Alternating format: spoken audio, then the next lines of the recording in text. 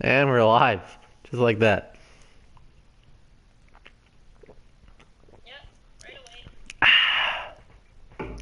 All right, Morgan, I'll let you watch the stream.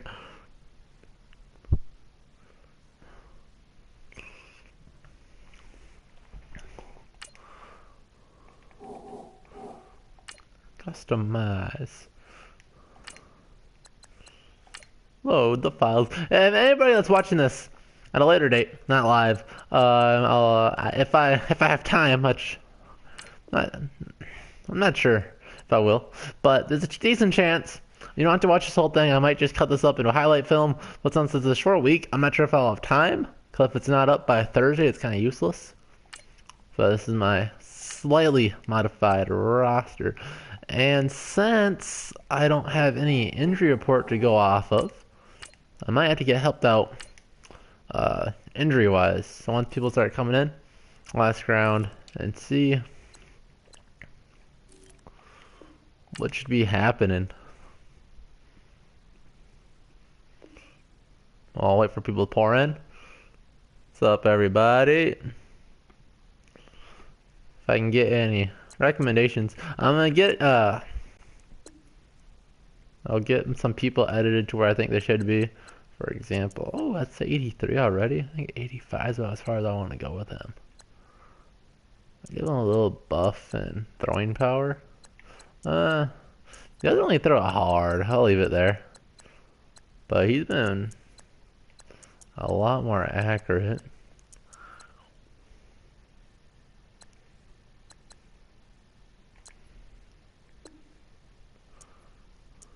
It's balanced. Oh, I'm trigger happy.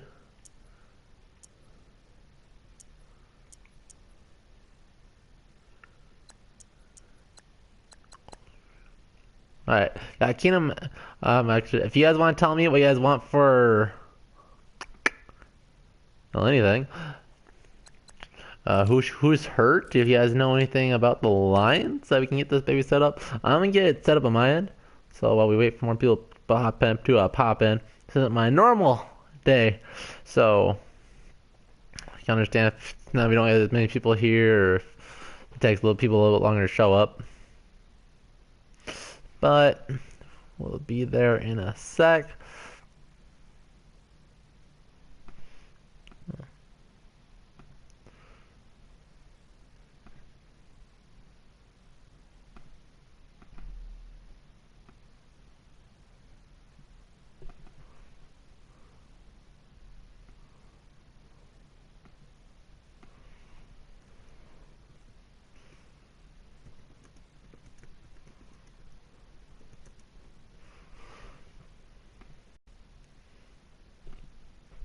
What's up, everybody? Alright, just getting it set up on my end. I'm gonna get this baby going. And if you know of any injuries that I should be taking into account, because I'm pretty sure it's not an injury report yet. Alright, got my thumbnail up.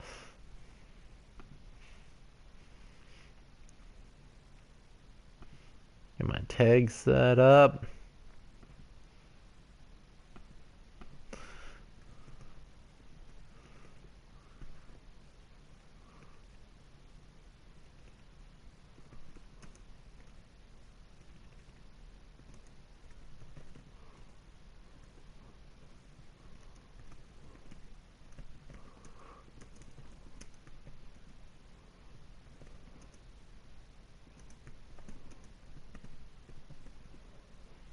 Alright, so almost done. I think one more button. I'll click this one.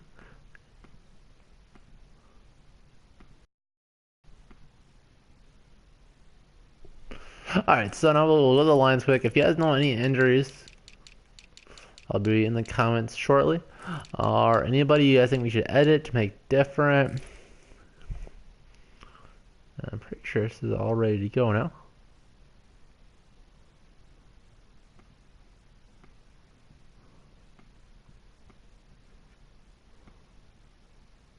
What's up, Vikes Hike? What's the last dealing rating? That is Not the actual. That's not the Madden ranking. That's the one I gave him. Um, we can check that out if you want. Yeah, well, we have people come. We'll check that out. So we're in my custom roster.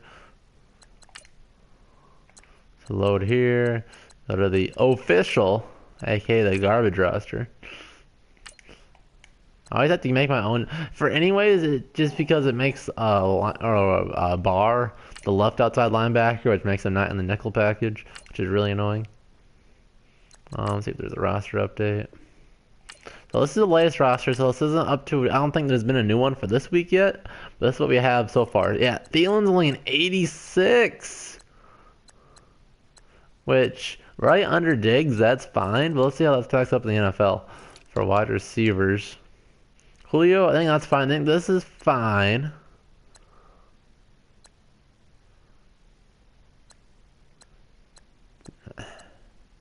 No way is Edelman better than them.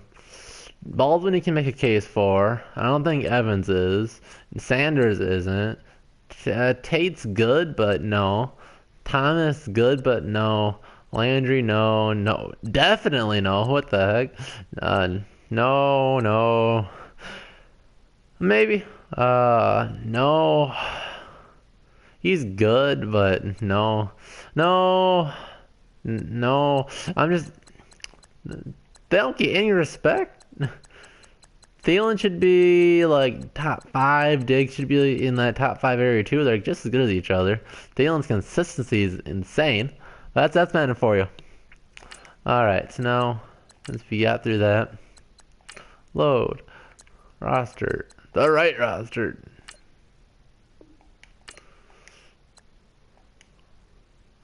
Alright, so now we'll make sure our boy Case Closed Keenum is starting. How confident are you in Keenum? How do you rate his game last week? Out of 10. I'd give it like a 7 or so. I like Murray, how Murray's been playing too. Doesn't matter who I have at number 1 really.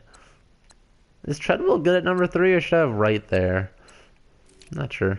Let's keep it there. It's fine. Yeah, you don't have any injuries? I'm pretty sure. What's his face? Rashad Hill got hurt during the game. 63 is way too low for him.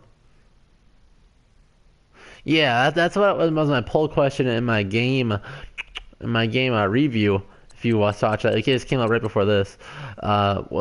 Is Keenum helping our offense more? Or is our offense just making Keenum look better? Do you guys know if Rummer's playing? Alright, Hunter's in. Griffin should be playing. I don't think there's any injuries over here. Oh, I did like that Julio Johnson played at the end of the game. Gideon, Kendricks, Barr. Emmanuel Amur was playing towards the end of the game. Was there an injury there? I was there, so I didn't see a lot of that. By the way, if you haven't seen my vlog, just check it out. I think it's pretty good. I think that's really solid.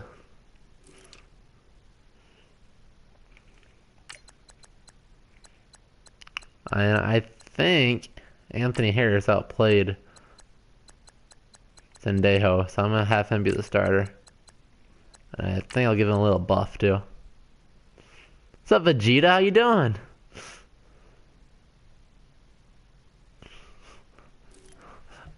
Yeah, we can always turn this baby into an anime talk thing too. That's what I'm trying to turn in my last stream. You should start talking about Dragon Ball Z. So if you just have Vegeta on there because you want to have a tough guy there, that's cool too. But if you're a big DBZ fan, we can dig into that if you want.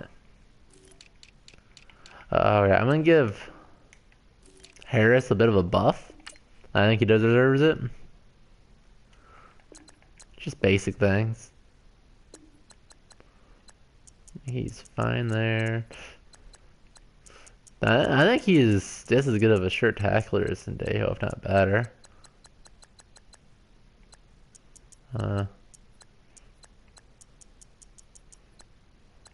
There.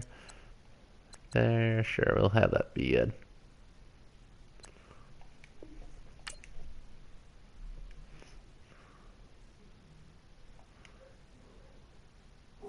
Otherwise, I think we can just get this baby into it. Custom game. We're in Detroit. Almost had it right, Madden. Almost.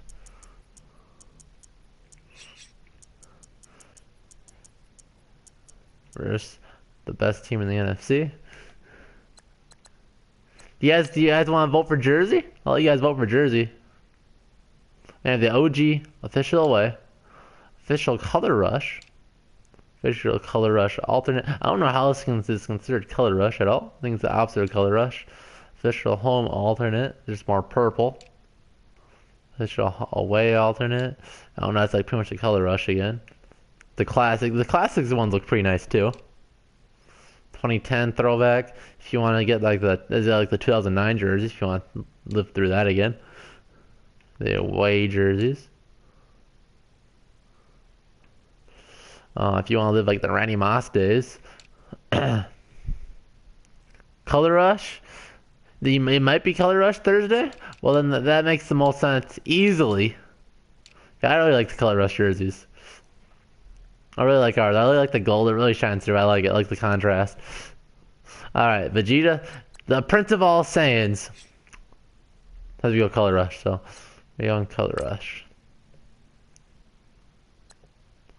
15-minute quarters. We play the early game for some reason, even though I'm pretty sure we're the game that matters the absolute most. And let's get this baby going. So the way streams work, you usually get more people as the stream goes on. But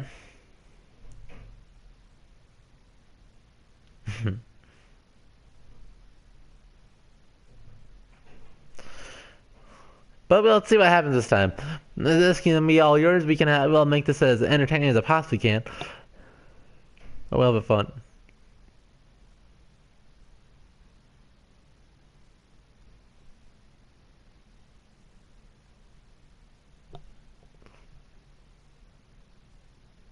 That would be cool if they do wear the color rush jerseys. I don't know. I'm pretty sure that was like a gimmick they did last year, the year before, or something like that. I think last year. And we can let play. Who cares? But that'd be cool. Did it at least once a year. And Stefan Diggs' Vikings going up against Tate's Lions. For the call, let's send you out to the broadcast booth, where we'll join our commentators, Brandon Guyton and Charles Davis. And Jado Z. EA Sports coverage of the NFL sends us to the state of Michigan as we are inside Ford Field in downtown Detroit. A few short moments ago, these two teams made their way out of the Ford Field tunnels, and the noise level in this place just about off the charts. They are set for football as the Lions get ready to do battle with the Minnesota Vikings. Hello, everybody. Alongside Charles Davis, I'm man, we don't want a repeat of the Cowboys game. But maybe I should have given a Kai Forbath the old boot. And one thing I need to change, see if I remember to do it after the game, is edit the sliders to make kicking power higher. Because Kai Forbath cannot make a 50-yard field goal. He just does not have the leg strength. Unless I'm doing something wrong, maybe I should kick it lower or something like that. But it's just short of the goalpost. To the 20 to the 25 and stopped at the 27. Basically going to the 28 forward progress. And that's where the Lions will start the simulation. Time to see what this Detroit Lions offense can do. And Matthew Stafford, who this last week threw for 249 yards, 3 touchdowns, and an interception in the win for Detroit over Cleveland. Gosh, his touchdown to interception ratio, 17-5. That's exactly what you're looking for, because really 2-to-1 is the ratio all quarterbacks shoot for. The greats are better than 3-to-1. Matthew Stafford on track here in 2017 has his Lions in. Yeah, Madden sucks at a lot of things. That's definitely one of the biggest ones. 5-4 right now.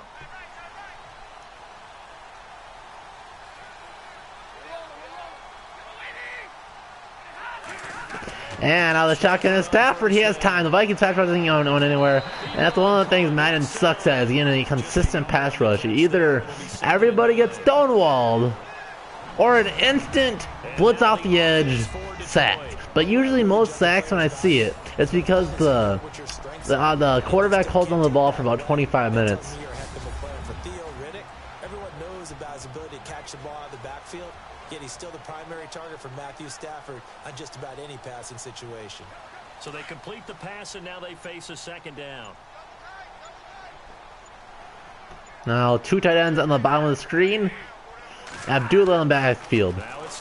Again, the Vikings can't get home at all. But wide open is Fells for a short gain. Fells was a big key in their game week 1. What's up? Plum Libros? And a look at the Vikings defensive unit. Coming out of UCLA, Madden 18 Vikes hike? Arguments in the NFL, not about his talent. That was first round all day. Yeah, Vegeta, Outside linebacker. no, if you want to get Bulma too, make a new Madden, Capsule Corp could probably put it together. But in all seriousness, like, it's a competitiveness, right? So if TK made it, they would at least have to be, they'd have to make a better, improved game. But I don't understand. And I know it's a money-hungry thing. Like, it's a first down. If people wouldn't buy it every year, if people were smarter about it, if the consumers were smarter, then that would force them to be like, make them have to change their game plan and give them a reason to go, I don't know why my TV's freaking out. That was wild. Hope you guys didn't have a seizure. But God, it looks bad. If they could just keep updating the roster, give it like 3 years of life, and then a game every 3 to 5 years, I think that'd be so much better. That's about how much they improve anyways. And stumbled in the backfield, then falls forward for 3 yards with that Abdullah on his first carry of the day, tackled by new Vikings free safety Anthony Harris. Not much happening there on first down. Because every 3 years or so, right, Madden is set up now, you see a decent change. So if those 3 years of constant production, it'd probably be like the difference from like Madden 7 to Madden 17. But you'd get that every 3 years. And the Vikings can't get anywhere, so he is wide open. Checks down to Abdullah, makes the first guy miss. It goes to the 30, to the 25. Inside the 30. And a nice gain of 21 yards. I don't think it's a surprise they're throwing. What we're seeing right now is a lot of this is Madden crap. I might have to mess with the sliders. I don't know what will help it though, because there's only user and CPU. So if I just did CPU for everybody, I don't know. Let's try to figure it out.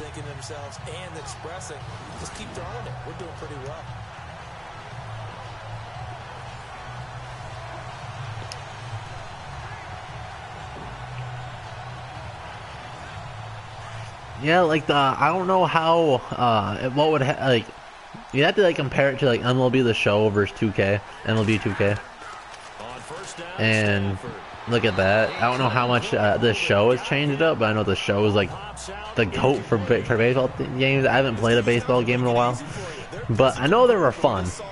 Like your road to the show and stuff, that was fun.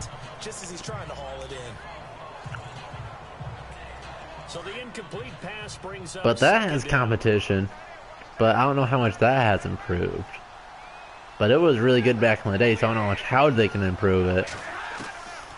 The Vikings blitz, and Anthony Harris got close, but got picked up very close to a first down. I think it's just being a bit short. Yeah, so they'll give it a 3rd and a short 1. See what they do here. Since they're already in field goal range, they could afford to take a shot here and be a play action. Yeah, Jacob, I did the vlog earlier, and then I did another video like at 6. So since the Vikings play Thursday, I had no choice to do it today. And Abdullah getting close to the end zone, welcoming Jacob harshly. They're able to convert on 3rd down, and that sets up a 1st and goal. I know it's a cliche, and coaches always talk about it's a team game. We need all 11 to yeah, win. Jacob, we must have sat just a few seconds away from each other. Missed a lot of time with injuries, especially recently. Now, Theo Riddick wound up leading the Lions in rushing last year with just 357 yards. Like I wouldn't doubt it if we would have like seen each other walking past or something. Because I'd just be like another guy in a Vikings jersey, right? You might recognize my face, but still just like different.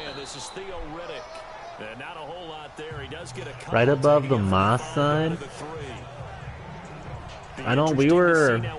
I think it was like 338. I know we were right by like the burger restaurant thing.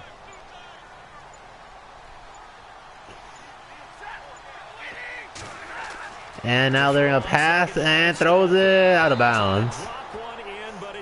Targeting Terrence Newman. They may be snapping the ball near the goal line, but all you're thinking defensively, keep them out of the end zone. Force the incompletion, force them into going for 3 and not giving up 6. But definitely the thing that sucks about this, because I gotta get my stuff done for school quick, even though I really don't really have anything for school right now. I really wish they would just call off this week. And they passing on 3rd down, throws it, touchdown, Tate!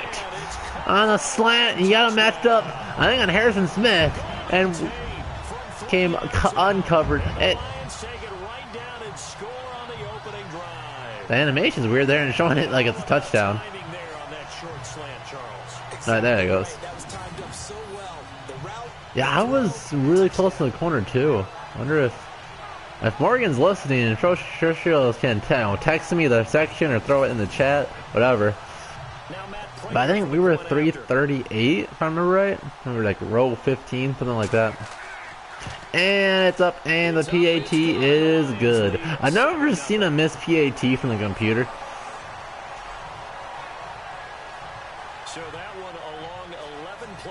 I don't know if there'd be a way they could implement confidence or something. Yeah, so then we're just a little bit, just 5 seconds away if I'm right on 338.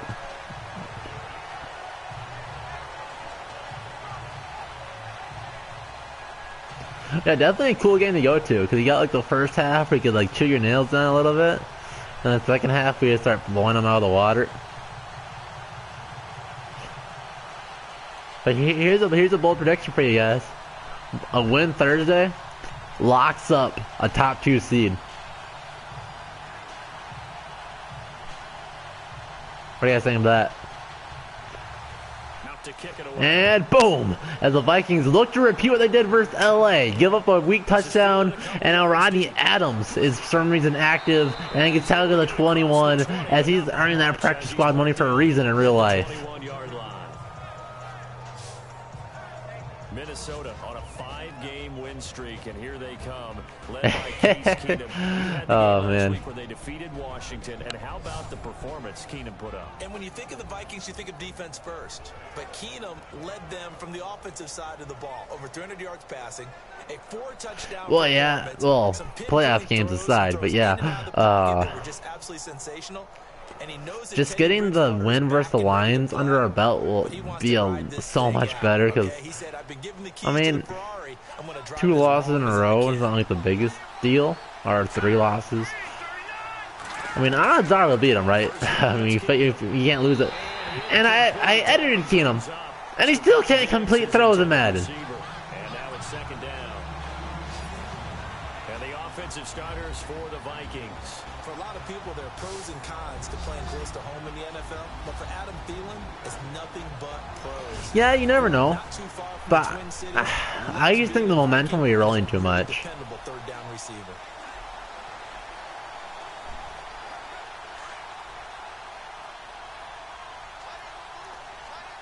No, I'm pretty sure we would have. We're in the 2nd seed now, regardless. So. And Murray to the outside, makes the line miss and gets really close to a 1st down. They give him 9 yards. It'll be a 3rd and a short 1. 9 yards sets up a 3rd and 1. Yeah, because we beat the Saints, so we would have the tiebreaker. Going on down on the field, but it's not trash talking. The guy who just carried the ball, he's going back and telling his offensive line, "Great job, keep it up," and we'll break that one soon. You know, Murray was great.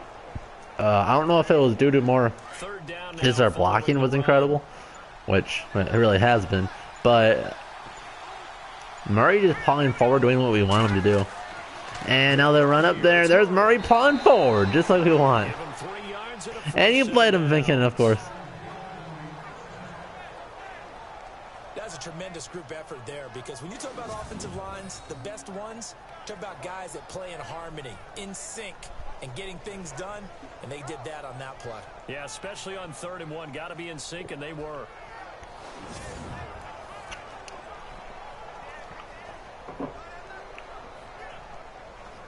So the run gets them the first, and now they operate with a fresh set of downs.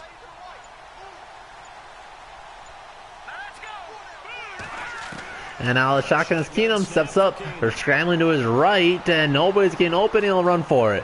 And no, And he'll find Thielen on the I right think side. that's gotta be a Madden He's going to glitch. be taken down here with a penalty flag on Like, the field. Keenum's got like an 85 overall, and he's gonna step in front of the line of scrimmage. That like never happens in real life. That he runs too far forward, past the line of scrimmage, and throws it. It's too bad. But it happens like once a game in these simulations. The only people celebrating, the guys who just gave up that play. Yo, get the number 1 seed and just stay in the stay in the bank all playoffs. And be money in the bank. What do you got? New England, Philly, us? That your take, Down Jacob? toward the midway point in quarter 1.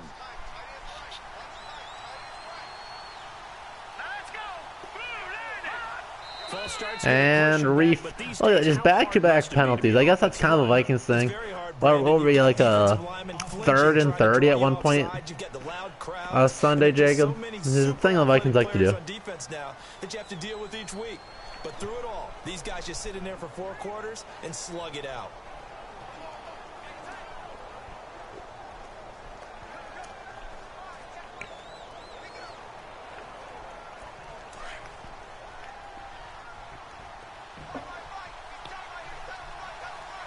The affirmation, 2 receivers on the bottom of the screen.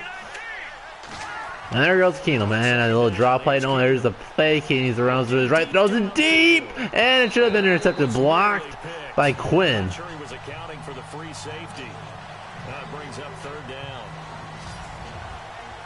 And now the Lions defensive starters. It's hard to believe that. Yeah, I think the Eagles are so incredibly balanced. Still describe him as raw, but that's the case for Ziggy. I don't know how good their defensive backfield is, though.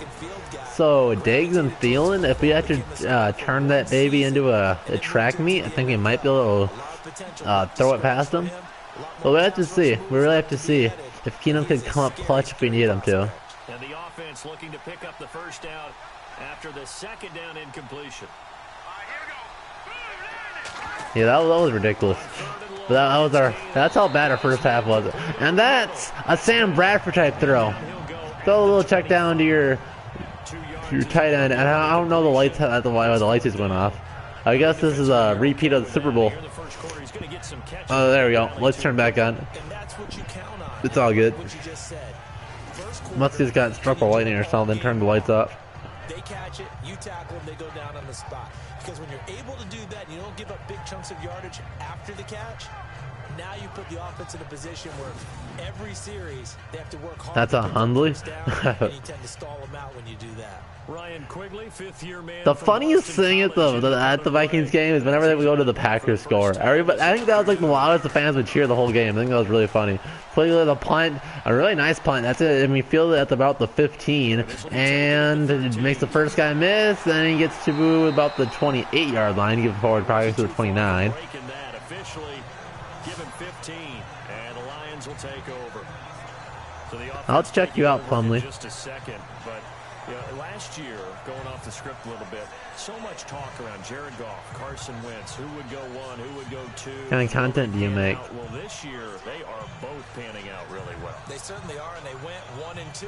Jared Goff number 1 to the Rams, Wentz number 2 to the Eagles. Wentz became the starter as a rookie, played all 16 games, and here in the 2nd season, a lot of MVP talk surrounds him, and rightly so. Jared Goff got left behind, only started 7 games as a rookie, didn't play that well. Many people want to use the B word. And play action. And the Vikings come with the blitz, and he got him and dropped by Marvin Jones. He had a seam on Rhodes. He did have him beat, but Rhodes came in there at the last second and knocked the ball out of his hands. have this offense already feeling good about themselves with a touchdown already in their first drive. They've certainly come out firing, even though that one was incomplete. With the 7-0 lead, more apt to take a shot like that downfield? Hey, you're one to the good. Go ahead and try and press your advantage.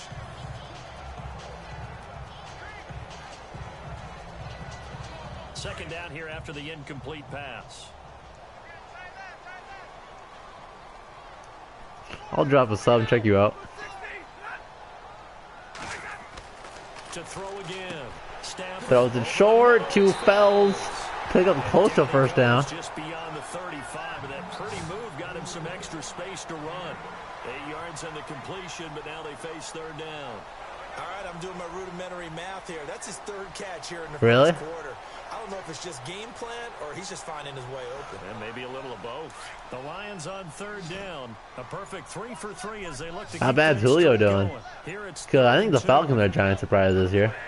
Shotgun a big 3rd and short here for the Vikings. They nobody hits wide open. It's Ebron. He's gonna pick that first down. Tackled by Trey Waynes. Trey Waynes has been kind of legit the last like 5 games. He's been in great compliment to Rhodes lately. Lion first down. Many different ways to create space, but on that play, he did it with that big wide body. Yeah, the of his. Seahawks are gonna start to get exposed. The only thing they have for him though is that Russell Wilson, I think, is a really good quarterback. And they can make plays out of nothing. The Seahawks have so little going for them. They have Doug Baldwin, Jimmy Graham, and then it's just the Russell Wilson make magic show behind that awful offensive line. And the Vikings bring 5. I think they blitz both outside linebackers, and they throw it incomplete. Couldn't connect. Eric Ebron, the big tight end, his intended target. And that'll bring up second down. Look at that face. That's the face only a mommy could love. Watching Matthew Stafford throw the football. I mean, that bad boy It's a just whistled. spectacle. I He mean, can just rock it. Our whole defense was incredible this week, Jacob. When you hold the #1 offense at 7 points, come on. and that's what we just saw there, an incompletion on that throw downfield. I think so much props have to go to Linval Joseph. I don't know why he wasn't on like a. He should have been like 125 Pro Football Focus rating. It's not impossible. I think he should have been. It's a gain of 6 When you on hold the play. Todd Gurley to like 50 yards, Third down. Everyone's how gonna good be was able that to guy touch the playing? football. Doesn't matter what position you play, but if you're on offense, be aware a ball may come your way. When you could have Marcus Shales on the field the last drive, The Lions I think that's on saying third something. down. A perfect 4 for 4 thus far. This is 3rd and 4. 3rd and 4, the Vikings blitz force a screen to the left, and that's something that only happens in Madden. Anthony Barr running pass, a guy on a screen, and the lights go out again. This is the thing that happens in Detroit. Wants to do with Theo Riddick. Do they have power issues? Give him the ball on 3rd down out of the backfield. Man's got excellent hands. The numbers bear that out. 2 years ago, led all running backs with 80 catches. 10 games last year, 53 catches.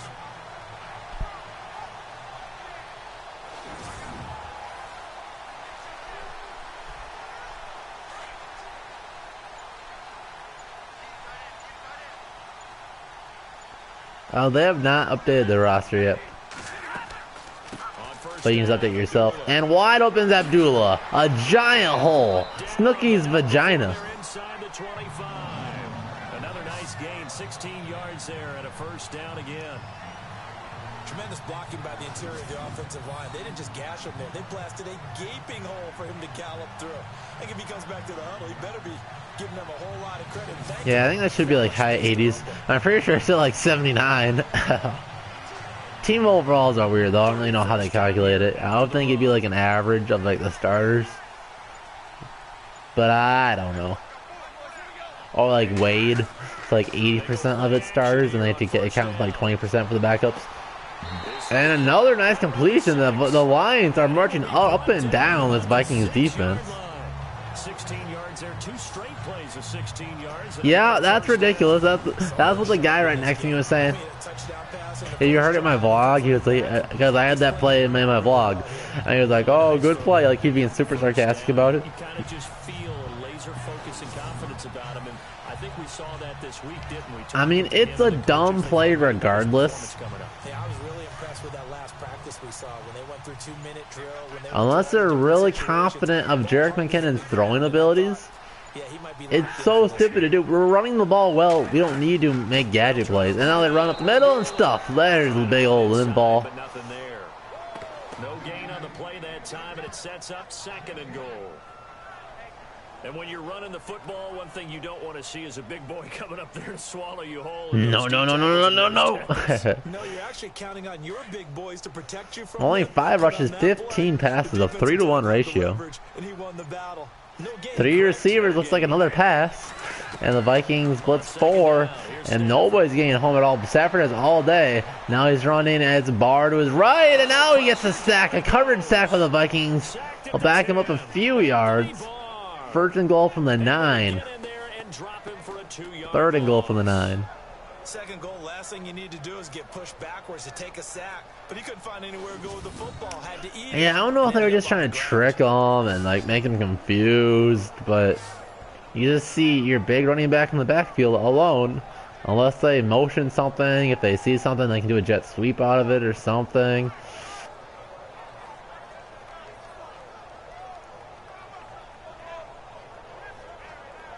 No, I really should have brought binoculars to the game. Even though you still get a decent view of the field, binoculars probably made it look a lot nicer.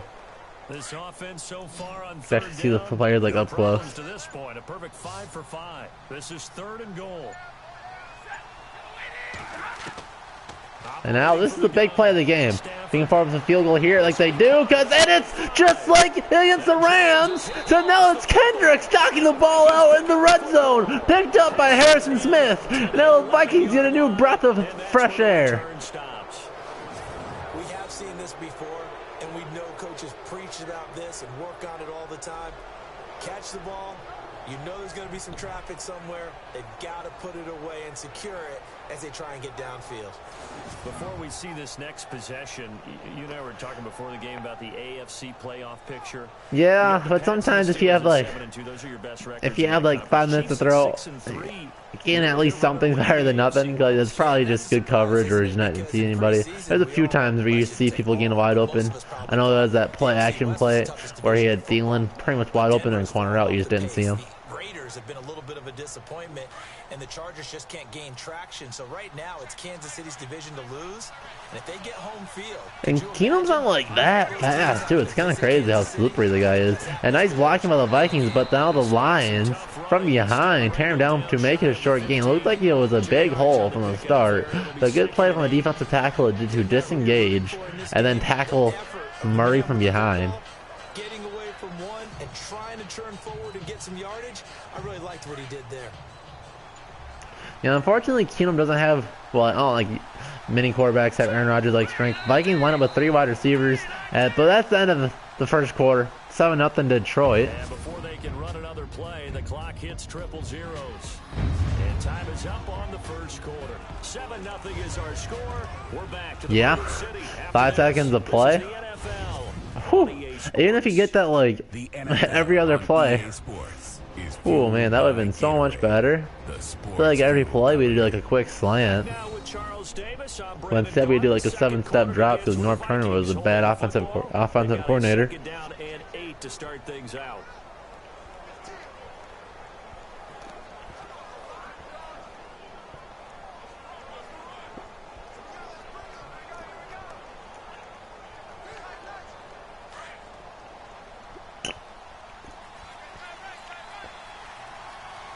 Kettle checks on the field, but Case Keenum out of the shotgun.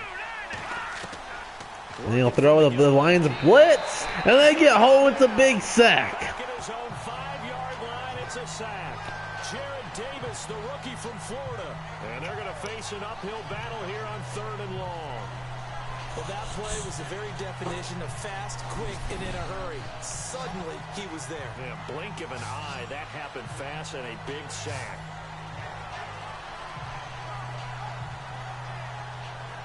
As far as hype in the stadium, it was probably whenever they showed the Packers losing.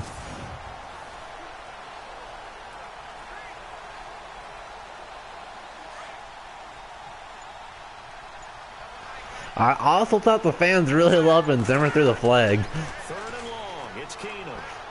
And there he got it, picked it up. Nice throw and catch.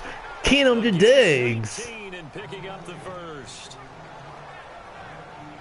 The fans went absolutely nuts whenever they showed the Packers losing. I thought that was really funny.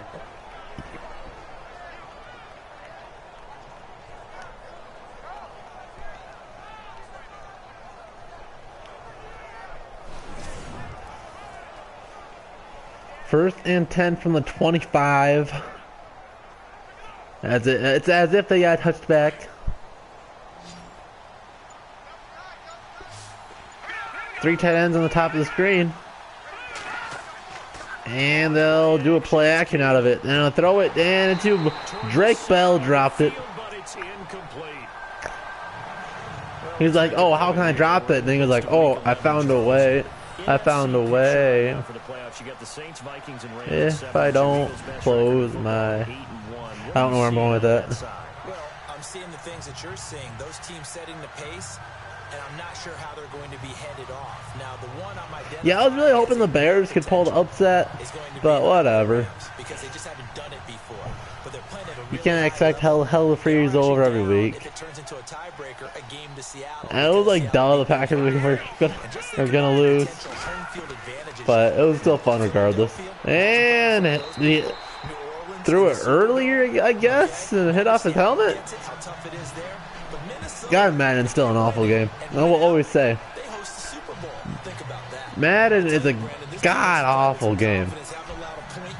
I play it and it's popular because it's football. Another nice job there to force an incompletion.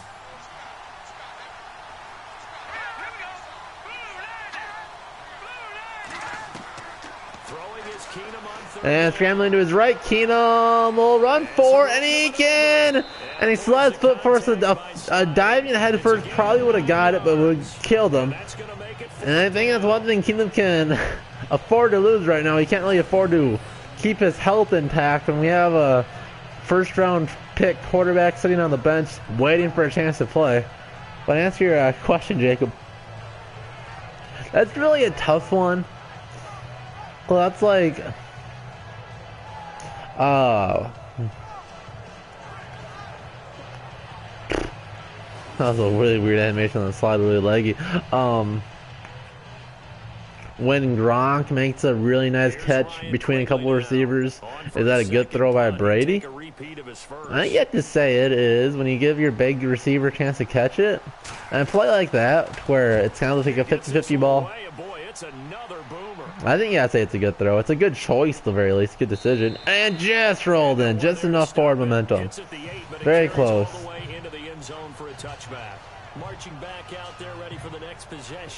And then the Bears somehow upset us. That's what the Bears like to do. Sort of like us at practice the other day. I saw you take a running start at that blocking sled. You took it down. Bounced off like a rubber band. No, not at all, but you're exactly I didn't really like a big hit. They look like running back ran him over. But they want to add takeaways to it. You need to have more of those to go along with the big hits we're seeing. By the way, when I tried that and I bounced back, I noticed that you laughed with everyone else. You didn't try to get in my corner. No. Someone had just told me a joke on the other side. Right, I missed that. Right. Totally missed it. Now again, on Shuckton, looks like the Lions don't care all about the running game. Just kidding, they do. And they run up the first play, but that's why they don't care. Only 2 yards. Swallowed up by Anthony Barr. Well, he was looking for some running room, and there wasn't a whole lot of it there on that play. I think he was lucky to get a couple of yards out of it. Because those defenders, they were rallying to the football pretty quickly. Yeah, it wasn't like the week before where it was a total lob ball to a triple cover to Rudolph. It was a ball where you could only catch it. It's like what you do like at the back of the end zone. And with the Vikings blitz, now it makes for Stafford scramble. He throws on the run, throws it wide open to Ebron. Nice play to keep that play alive by Stafford. And throws it deep to their first round tight end, Eric Buttery Hands Ebron. How about when you throw it to your big guy down the center of the field? Covered or not, you have great confidence. He's going Yeah, that's one thing I talked about in my game review, like I said. But how about Tayshawn Bauer get it in? Well, he was so good in preseason. I was kind of hoping he'd be more on a rotation early in this year. I think that just shows how good our depth is. Now they were do a play action here. The Vikings blitz Kendricks, and they can't get home. The pocket collapses, scrambling to his left. Now throws off his back foot and gets Galloway. Galloway absolutely tore the Vikings up last week, and that's his first catch this week, and he goes for 24 yards. That one goes for 24 yards. So the defense blitz. The Bears are only good for giving the Vikings a benchmark for how good they want their defense to be. Which, by the way, I thought it was kind of dumb video. Do the Vikings have a Super Bowl caliber defense? Like, duh. Yeah. Not sure what Super Bowl caliber means. Is it like the defense could carry us, or is it good enough to win? Like, and I think it's showing it can carry us to win. I don't know what that was supposed to get at. And I'll run up to Abdul and tackle for a short gain. Swallowed up right at the line of scrimmage. Call it no gain on the play, and it'll be second down. And he got off the end there very quickly to make that play. Yeah, it was almost like the bullet train. And the Bears were good for whatever the team was they traded for to get Trubisky. I'm sure they appreciate the Bears quite a bit. Now, again, the Lions are back in the red zone. Throws it and moves it to Marvin Jones. Did he catch that? No, he didn't. Jar it out. It's a lot of contact going on there, and in the end, unable to keep two hands on the football. Yeah, that type of balance. That's why us and the Eagles have got to be easily the most balanced team. The Patriots defense have been off or on, otherwise they'd be more into the discussion. I don't know if Gronk is hurt for the year yet, but I'm sure that's going to happen. They're a little bit dinged up on the receivers. And the Vikings bring pressure, and on the run is Kendricks, and they bring him down. That's a big sack. And now they're out of the red zone, so I'm sure the Lions will easily pick up this first down, because the Vikings have not been able to stop them until they get into the red zone at all. And again, all these replays are completely darked out, so I don't know what the hell is off of Madden. It's like I have a screensaver on. Just as you described, the coverage was excellent and allowed one of their linemen to end up getting to the quarterback.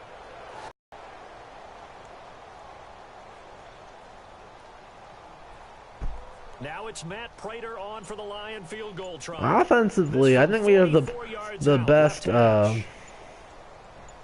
best wide receiver duo, and up and good. 10-0 Detroit. So it's a 7-play drive, but it stalls out in the end. Let's credit the defensive front seven. They were a little leaky at the start of the drive, but they stiffened toward the end. Yeah. Our offense has proved it then again and again that they're pretty damn good. Yeah, Thielen and Diggs are just such a good combo, and now that every now and again we have Rudolph, it's like we have so many matchup options. Our offensive coordinator is playing out of his mind. Such a breath of fresh air over the postcard guy, Bill Musgrave. Oh, don't even think about that. And Norv. Take it in the end zone. And he won't return this one. He'll go down to a knee, and they'll start at the 25. Now the Minnesota offense set to take. I don't know why Anderson Dale's going on out there. Hey guys, I'm concussed still. Is this the defense? 34 Anderson Dale checking in at wide receiver. Yeah, it'd be nice, but I think they just take advantage of the mismatches. That's one thing I said in my game review is it's such a selfless team that all they care about is getting the W. So I think it's not like Randy Moss TO where they need to get targeted like 10 times a game or they're gonna throw a fit. All they care about is getting wins. And they're on a fantasy team, and he is absolutely trucked. But Murray gets a few yards out of it. Holy cow! Davis absolutely destroyed him. Second down. Defenses always talk about earning the right to rush the passer on third down, and you know what offenses want? Win first down, so they can set things up for themselves better. And that wasn't helpful. Because the Vikings have so many options. They can. I think they think Thielen or Diggs can beat pretty much any corner in single coverage, and then it's Rudolph for first down. Mismatches like Rudolph can beat any linebacker and pretty much any safety in man coverage. They were in sync, weren't they? McKinnon is a matchup nightmare on linebackers. And Murray ain't bad either, so many options. Yeah, no, like that's such a trouble that the Vikings have. Even on defense, you talk about are you going to double Everson or Daniel Hunter? They're both like top tier pass rushers. Open backfield is Keenum. He'll pass it and throws it over the top is Murray. That's what I just said. He is a good pass catcher, and there it shows between two defenders. Keenum dropped it in the bucket between both of them over the top. And Murray mossed him. In the air, you're thinking wide receiver, tight end, but running backs, they can be a big part of any passing offense nowadays. What's up, TB? I think due to recent success, it'll probably be Thielen. And they'll see what Diggs has. I think the Lions will probably go for the tears ACL fumble maneuver again. Probably should knock on wood though. And a big hole for Murray as he plows forward for 8 yards. A solid run on first down, gain of 7, leaves him with a 2nd and 3. Getting had a ton of success here so far, but you get the feeling that he might be on the verge of popping one. Yeah, even on that one, there was a little bit of a hole, but it closed there quickly at the end.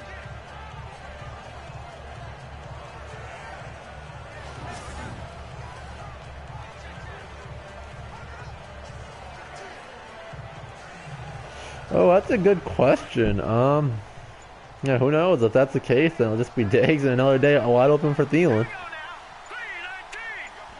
I'm pretty sure this plays a guy that can go inside. I'm not really sure. And that's McKinnon! Gets past the line, gets a few extra. McKinnon's first rush goes for 10 yards. A nice pick up there, 10 yards, and it'll move the sticks. I should see if I can change up the Vikings playbook too, because they really are liking the 2 tight end set. They love David Morgan. You know what that is? Much I did, Jacob. David Morgan was on the field almost every single offensive play. You get behind big offensive linemen, the defensive line guys trying to find him, trying to peek around. Thielen's going for 300 yards. And he gets lost, but this guy gets lost in a good way for his offense, picking up big yards. 3 tight ends on the field. See what they're doing on the play action effort. They really like coming play action effort, and now they don't. And it's McKinnon again. Back-to-back long rushes from McKinnon. Very close to another first down. Just call it just short. Yeah, like, I never noticed when I watched the game, but holy cow, David Morgan is like an offensive tackle. That kid can block. Was rewarded with a big-time pickup. Now they're in 2nd and manageable.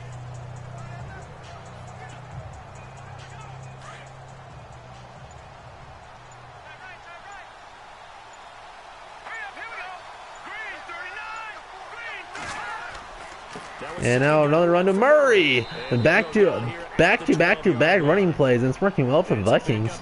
And they ran it all the way to near the 10-yard marker. Really wanted to score here. Similar running styles too. Won't wear the same number, we know that. But when you Well, yeah, you don't have to compete with Rhett Ellison.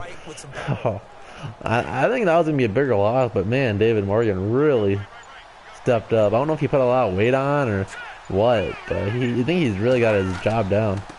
And now they want Murray again, and almost another.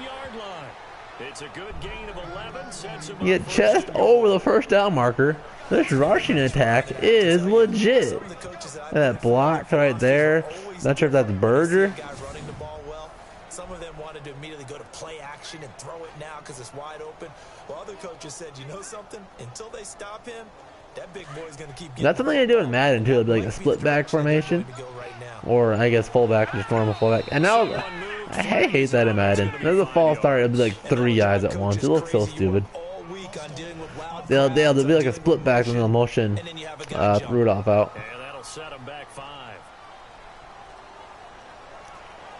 I saw a few plays where Nick Easton got absolutely destroyed by what's his face, but what do you expect? He's one of the best defensive players in the league.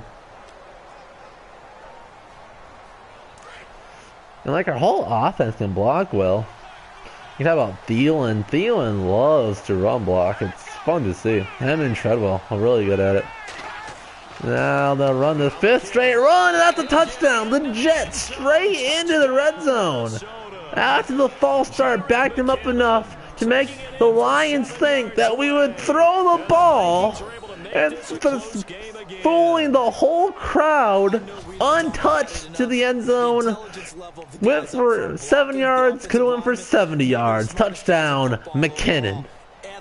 Bit of athleticism and a whole lot of toughness. You got a lot to deal with, don't you? That's why the guy and the Teddy holding it up and good. They're smart, they do. I am a little disappointed. I know it would have just been gimmicky. I don't know if Zimmer just didn't want a press conference or he just didn't really care. But would have been so cool just for the fans. And I'm sure for Teddy, if they would have let him just take that last kneel down, that would have been so cool.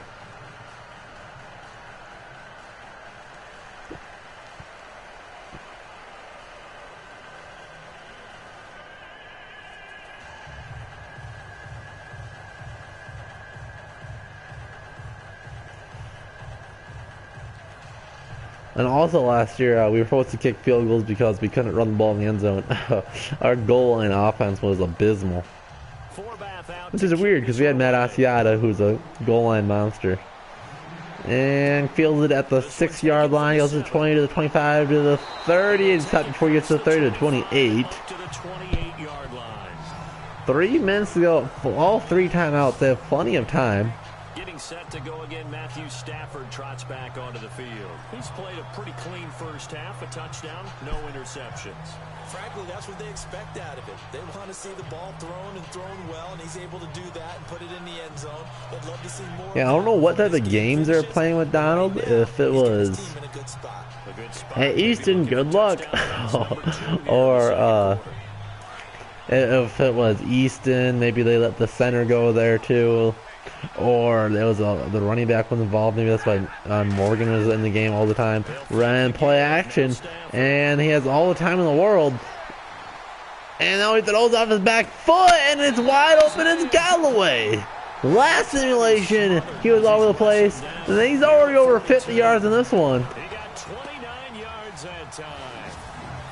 70 yards, God. Zone coverage there. Do you have to be a little careful? You're losing playing against a good quarterback like he is to not play too much zone. Yeah, you have to be careful about how much time you're giving up. I think it's a good point you just brought up. So maybe wasn't Tony Romo thrust into a situation like that where he just had a little? He played at the very end of the game last year. Someone to bring more pressure towards the quarterback and still try and cover downfield. 3 tight ends on the bottom of the screen, and they'll pass out of it. And it's a sack fumble! And the Ricky Wagner picks it up and goes backwards to the 39-yard line. That's sack and fumble. Ben Gedeon knifing in there. A loss of 14 on the play. 19. 2nd and 29. The Vikings, if Zimmer so far allows it, should be calling timeouts right here. And I expect the defense to get the ball back for him. Big hit by Michigan linebacker Ben Gedeon. And there's a 2-minute warning. See who starts calling timeouts here. First half. We'll come back to Ford Field after this. Oh, really? That's what happened? So I know the NFL media made that such a big deal. I remember it being like useless, like a drive or something. It's like, wow, big news. It was like the return of Tony Romo, and he played like he did like a pass. Wow, unbelievable. So after nearly turning it over, new life here for the offense on 2nd down.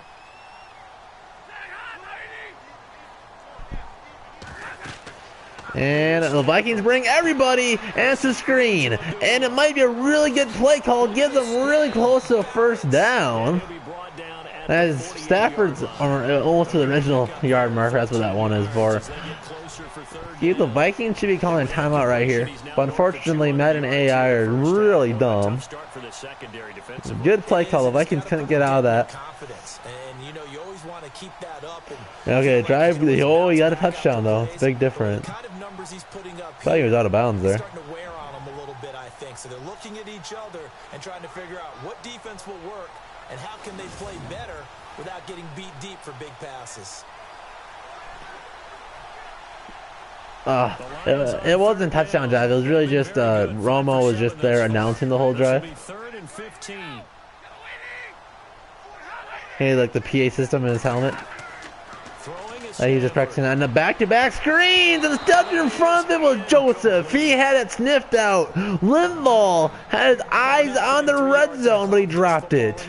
I kind of get why those old school coaches sometimes didn't want to throw the football, because if it's popped up in the air, it almost turns into slow motion. See, I don't think if Bradford would come back and lead a touchdown drive, it'd be big news. I know Bradford's not like Tony Romo good, even though people might say he is, because they have as many playoff wins.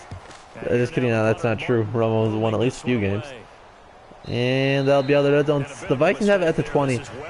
Should the ball be at the 25 here? I don't know the rules. I'm pretty sure all touchbacks are at the 25. Is Madden wrong? Or am I stupid? But they're losing here in the second quarter. What might they change offensively? I think that what you try and do is expand how you get the ball to him a little bit. Get him out in open space, maybe swing the ball to him. What's that they used to call it in the West Coast offense, the long handoff? Yeah. Serve as your running play. Well, yeah, if anybody does for the Cowboys or Packers or some just big media team, that's so annoying.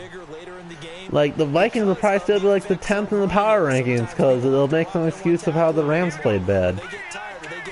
Three receivers on the field, and they'll hand it off to Murray, who picks up a couple. The Vikings need to call timeout here. Or they'll no huddle. 3 timeouts here. And there they go. And Keenum looking like a crazy man. And now he runs for it. Can he get out of bounds? Get out of bounds. Get out of bounds. Get out of bounds. And he's stupid, doesn't go out of bounds. But he called timeout. He called timeout. He could have saved it. Easily could have walked out of bounds. But the Vikings are already over 100 rushing yards. Will come with a little under a minute to go in this first half. So the offense took the timeout. Looks like they're for punts, touchbacks are still 20. That's really weird. To resume the action. It's a really weird rule.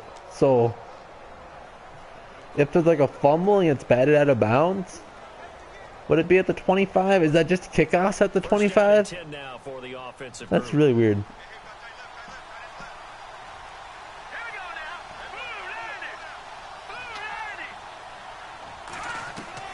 And now the Lions blitz. The Vikings throw it quick. It's Rudolph. He's got it down the sideline. Rudolph down the sideline, near to the goal line, out of the bounds of the 2-yard line. And now before this first down play, we're going to get a timeout here. As the clock stops here with 46 seconds remaining in the first half. AKA an incentive to run it back if you're Jerick McKinnon and you get the ball at the 12-yard line. And welcome back. The offensive unit, they took the timeout, and now they get set to line up. Yeah, I know it was like a thing like that, even though the Vikings were stupid and never did. And now I think they finally had just told Charles, hey, just catch it, take a knee. Well, if it's anywhere 3 yards back or deeper, take a knee.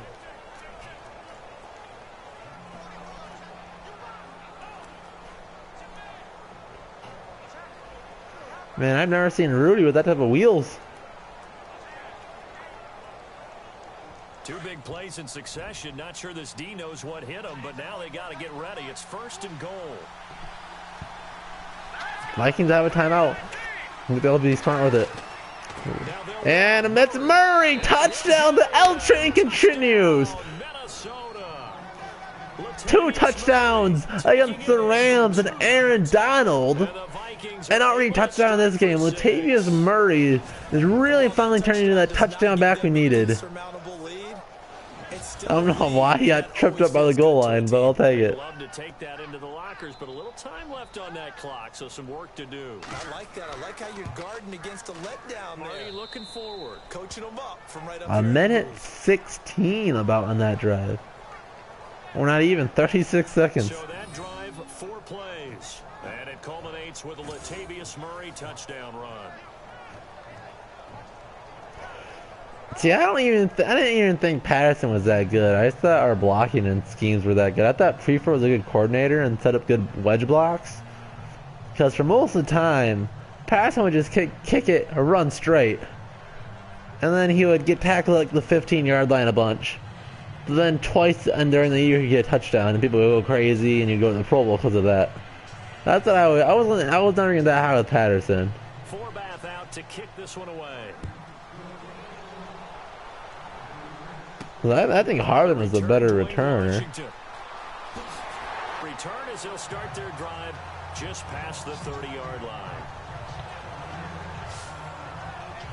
Here comes Matthew Stafford. It was annoying early in the year when McKinnon was back there and he was being way too aggressive.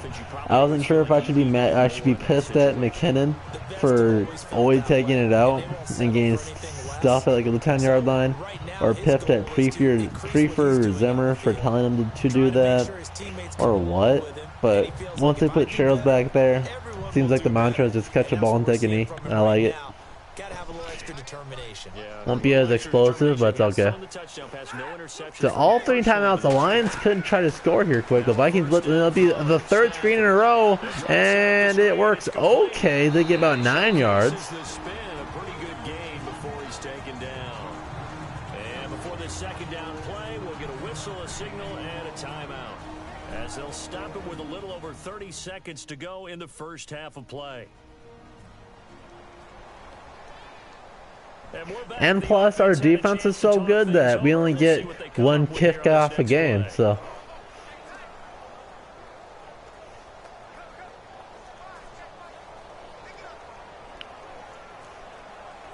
We only get the kickoff at the beginning of the game or at the halftime. That's all we get. Second down now after the pass completion.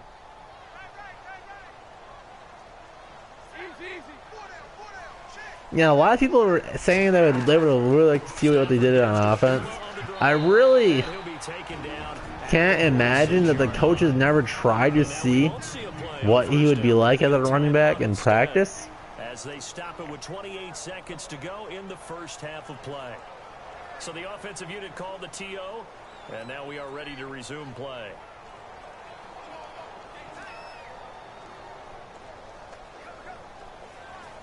I mean, you could make the case that he's like just as valuable to our team as Treadwell is. But again, Treadwell's a really good run blocker. So that's kind of like as important as 1 or 2 touchdowns a year on special teams. And Treadwell's potential-wise, you probably say it's. And the Vikings bring the blitz and a pick 6. It's Mackenzie Alexander is gone down the sideline. The Lions thought they would strike first at the ending of the half, but Mackenzie Alexander had other plans. Sniffed out that little underneath route and picked off a Stafford throw all the way to the end zone. 6 points, Mackenzie Alexander. Hard to throw against. That was demonstrated one more time. A pick 6 going the other way. Man, Mike, I need a color analyst. My throat can't handle this. Look at that vertical by Mac.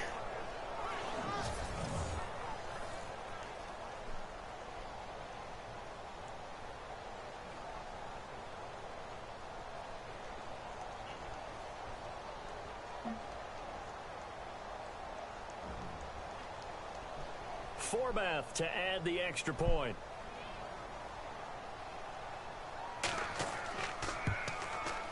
It's good, and it's 21-10. Then wide receiver 4, Amobo. So the defense creating some points, not only getting the interception, but then returning it to the end zone for the pick 6. Just a D2 white guy.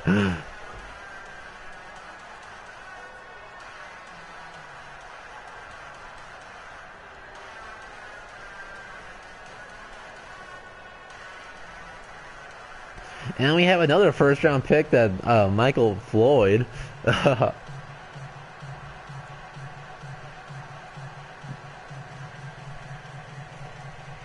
So they throw the pick 6. They'll get another shot at it now. As this one's Now, can the Lions throw back-to-back pick 6s? That is the real question. Watching it to the 10, to the 20, to the 25, to the 30, and stuff right there at the 29-yard line.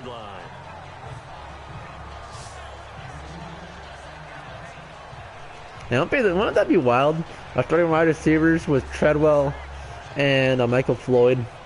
They're both like on pace for both having like a, like Floyd get like 1,100 yards, 10 touchdowns.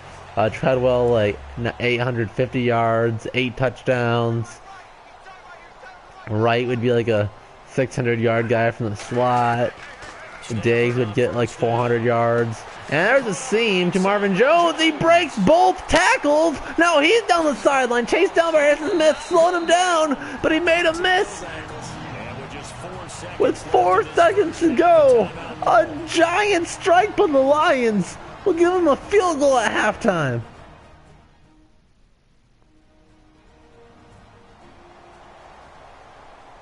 So the offense takes the timeout, and they are back out. And the Lions are on the field. I'm pretty sure they're kicking a field goal. This is a stupid Madden glitch. Very confident they're going to be throwing the field goal, but the offense is on the field. According to Madden. And there's not only teleport into the field goal unit. Great.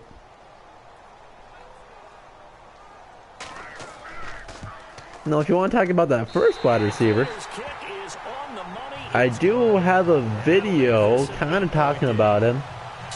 I don't know if you've seen it. I think it's one of my better videos. It's really well edited, I think. I put a lot of work on it. It took me a few days to make it. It was a what if the Vikings drafted Aaron Rodgers. And I talk about old Butterfingers.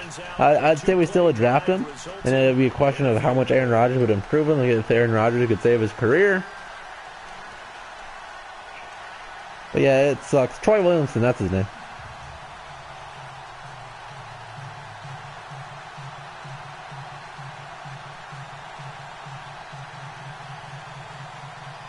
Now it's Martin to do the honors after the made field goal. And Cheryl kicks it at the 1 and takes a knee. That's funny. Almost got it down at the 1. I'll look up Treadwell stats for you. Your boy's on it.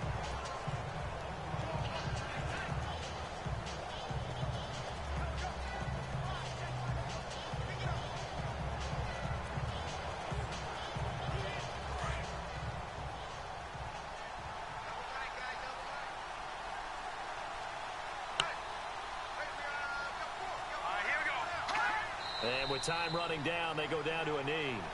So we hit halftime with our visitors, the Vikings, taking the lead to the locker room. As we'll send you down to Orlando, where Larry Ridley has our EA Sports halftime report. Larry? Thanks, Brandon. Man, the NFL app sucks for stats. Let's take a look back at the first half. The Lions trail at home at halftime. The Vikings have come in and looked good as the road team. And will just keep trying to play hard and maintain the lead going forward. All the app tells me is that Treadwell has 152 yards, which is 80 yards behind Jerick McKinnon, if that means anything for you. So he's on pace for, needs about 300. Now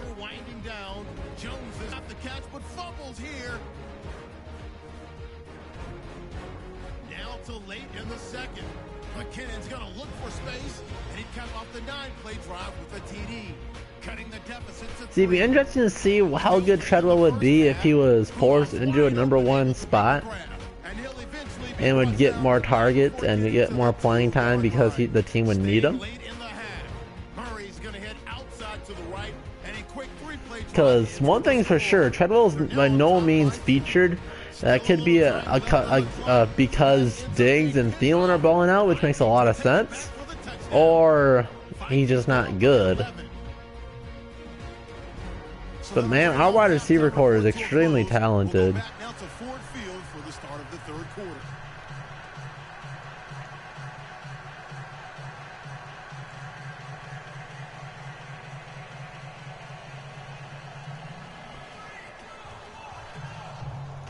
But still young. See what happens. See what happens with Treadwell. I'm still holding out hope.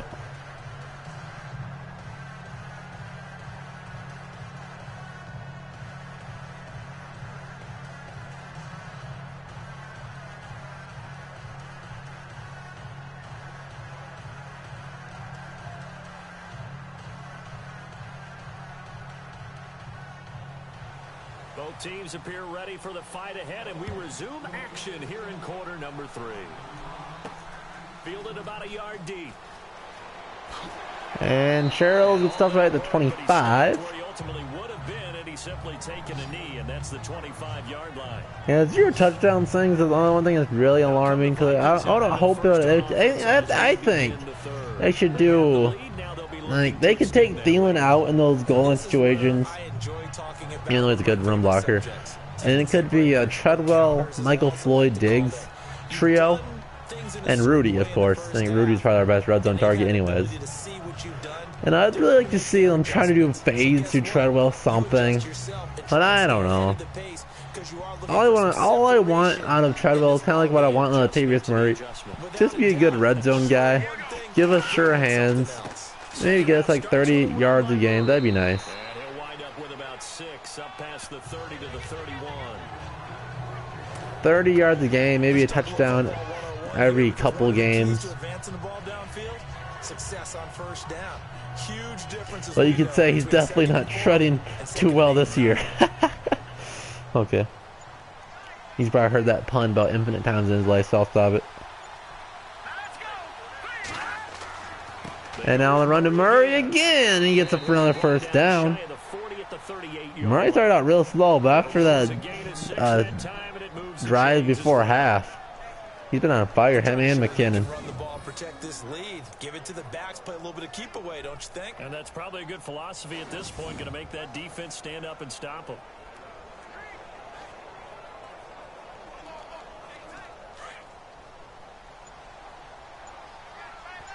Yeah, a lot of fans, like, that was like the Trey Wayne syndrome, right? Because this is Train's 3rd year, and McKinnon steps into it, throws it to Thielen, another first down. I think that's Thielen's first catch in this one. Yeah, it is. That one goes for 13 yards, and it moves the sticks.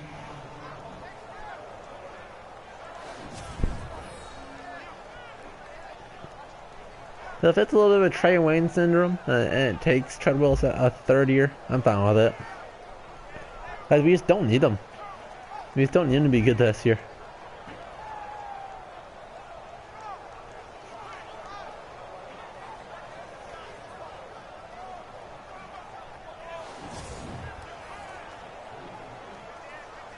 Yeah, we use Patterson on a lot of bubble screens and stuff.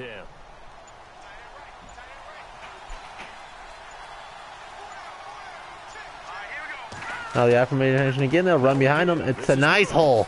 Look at that, a nice juke move by Murray to pick up a few extra yards. Murray's had a really good game. Another 13 yards there twice in a row, and they're on the move. Another first down as well. Now this is an example of breaking down a defense. Yeah, it's easy to kind of forget about Kyle Rudolph's production, but he's really consistent too.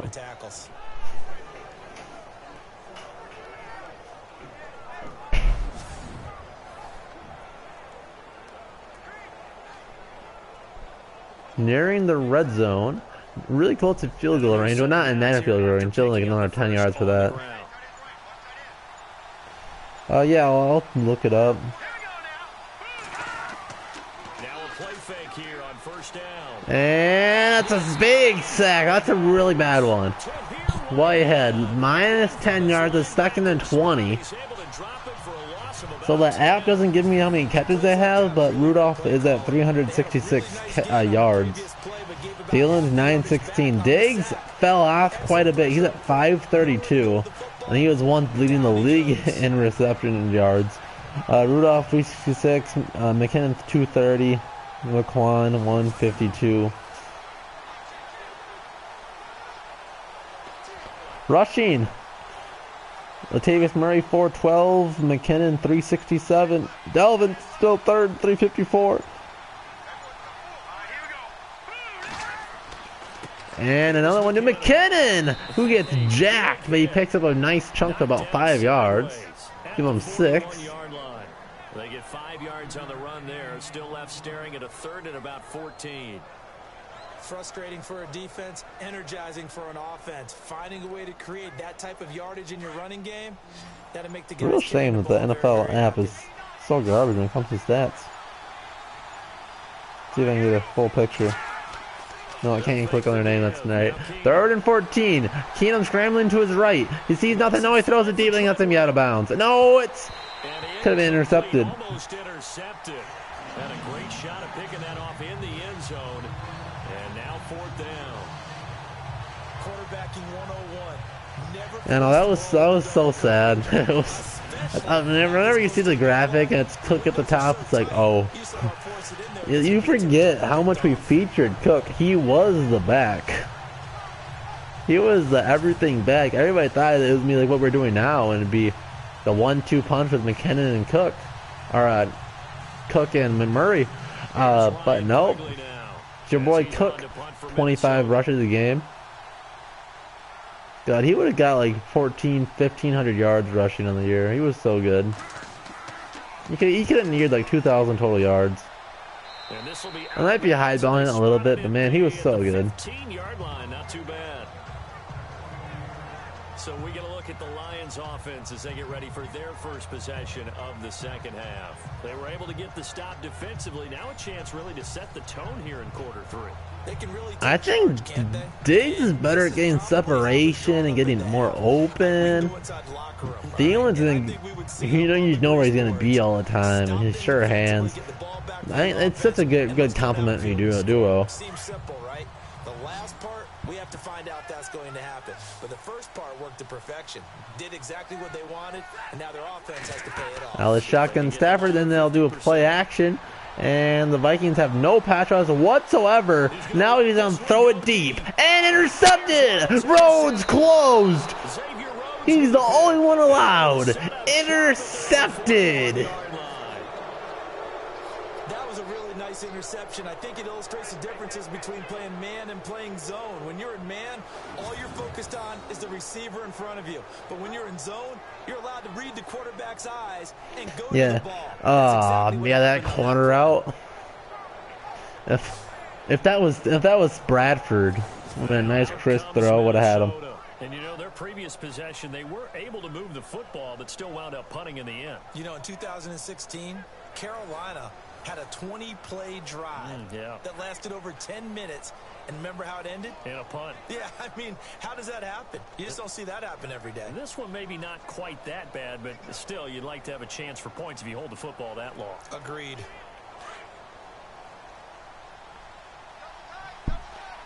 First and 10 from the 41.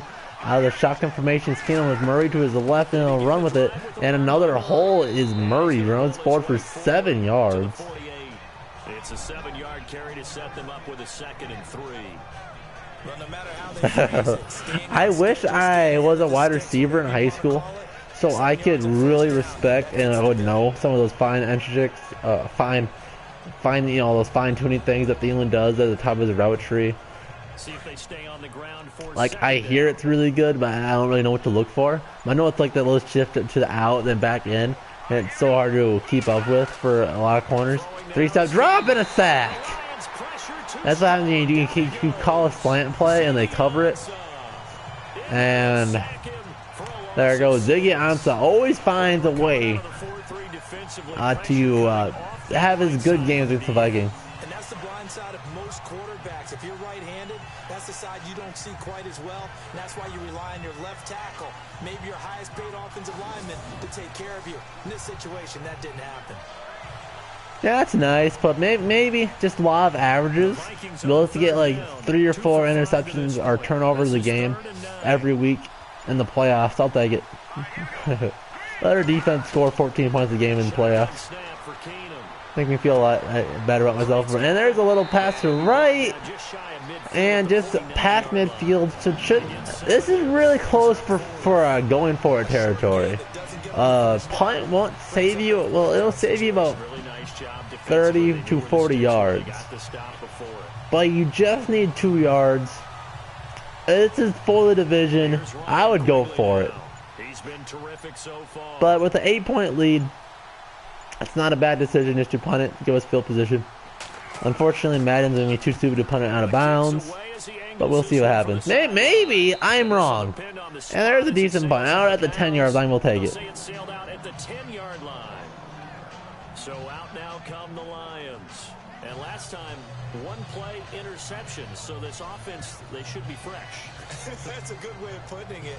And I can't wait to see what they decide to do with play calling, because a one-play drive where you throw an interception, a lot of people think the very next time out, run the football, don't give them a chance. Maybe play action? I think maybe you go play action, show your quarterback, get a little confidence in it. If we're 4, who would be all above us?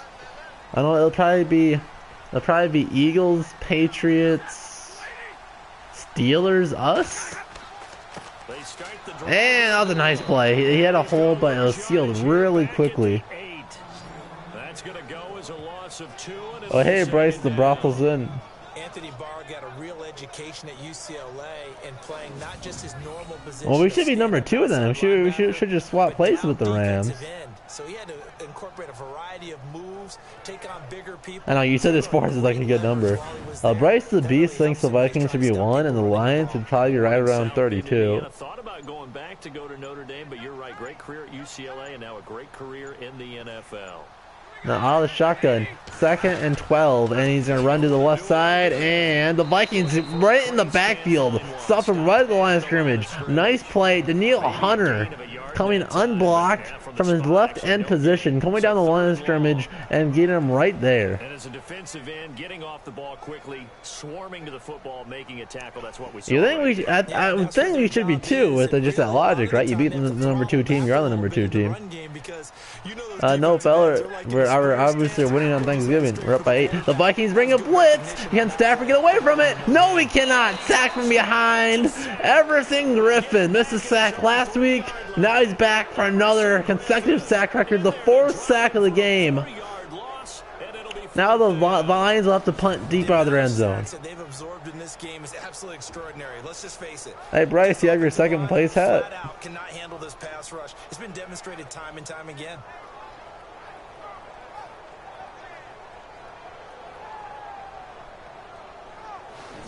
Yeah, the Rams just had a bad game. If they were healthy, they would have beat us. That's all the media always says. The drive goes backwards, so he's on to punt it away. The Vikings looks like they're ready to rush, try to block this punt. And just kidding, they suck at it. But it's a short punt, maybe actually it's a really deep one. Sherrill makes the first 2 miss, makes the 3rd, and goes past the 50 to the 47. 14 on the return, and the Vikings will be set up well as they take over in great field position. 1st and 10. And now out comes Minnesota. With our defense, the touchdown here puts it away. When you've got a lead like this, you content to play the field position game. You are to an Fake extent, and fat, right? The beast. Controlling the game, but why put them in a tougher spot? You want to get out there and get something done on offense and maybe take command of this game yourself.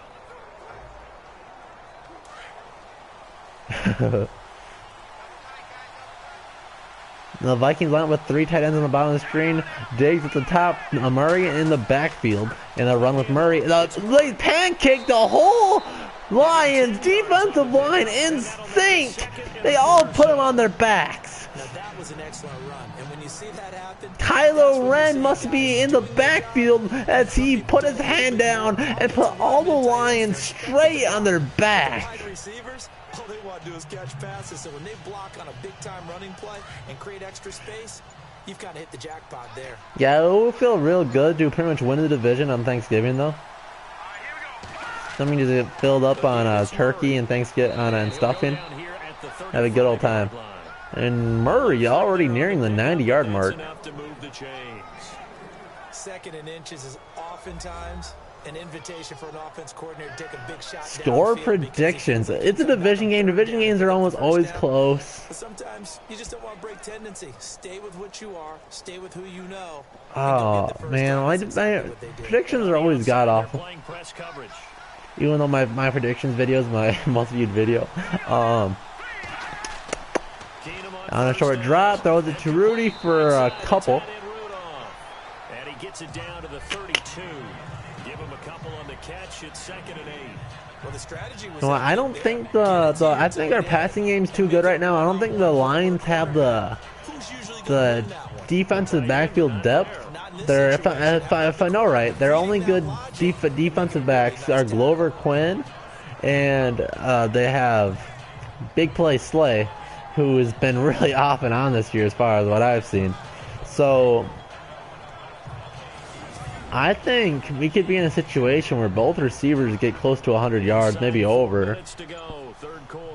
If we could get the running game set up, GG. I think we could really be going something. I think 31-17 Vikes. As Murray's falling forward, trying to get that first down, very close. Just a short yard short. And that'll make it 3rd and 1. And there's a run to be happy with. Good. No, that's like that's pretty much exactly what I said, which is really funny. Maybe I said 17, I believe. So there's that last touchdown at the end that you said. That's pretty cool. Like mine, you know. We're still in sync from one of the same Vikings game. And now they're running again, and they picked it up, and it's getting a lot more. Into the red zone they go. First down gain. It's an 8-yard pickup and leads to a new set of downs. Boy, where would these guys be without his performance on the ground? That puts him over 100 yards now for the afternoon, and I tell you, he seems to be getting stronger as the day goes along. Really nice to see Murray finally getting it together. I don't know if it was more sort of offensive line getting it together as a unit, but Murray's been looking a lot better the last couple of games than he did early in the year.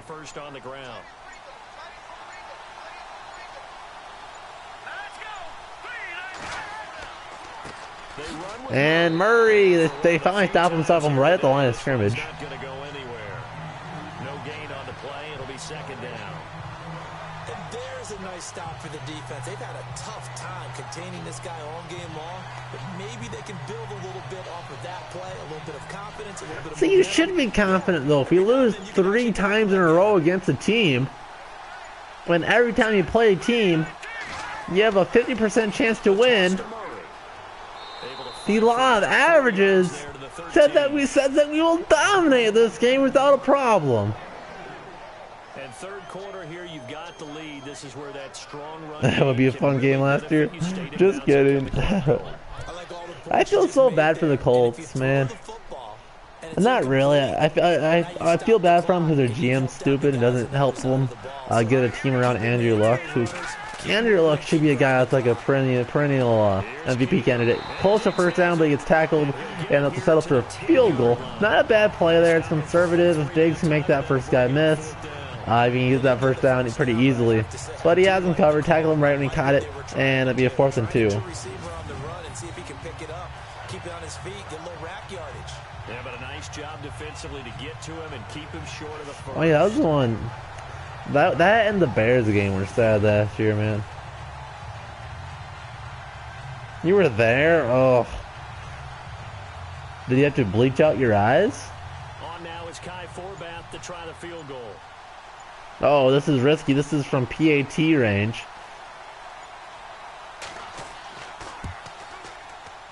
And Forbath will. It's good. Oh my goodness. Will bump the lead up to 11. So the scoring drive encompasses 9 plays, but the net gain, 3 points. And you're going to have drives like that in this league. Sometimes you just got to take the 3 and move on. Always better than nothing.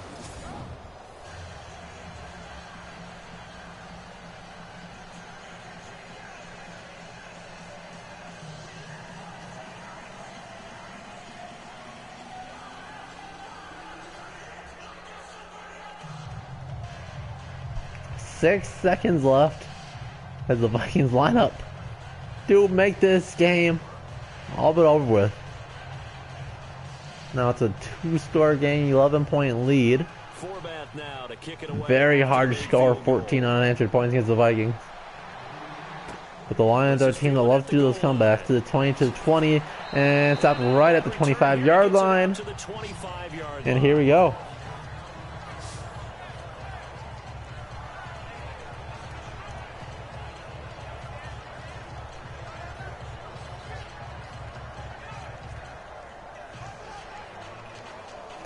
Yeah, it's so easy to count Sherrills out at the beginning of the year, but then you just forget like how important special teams can really be.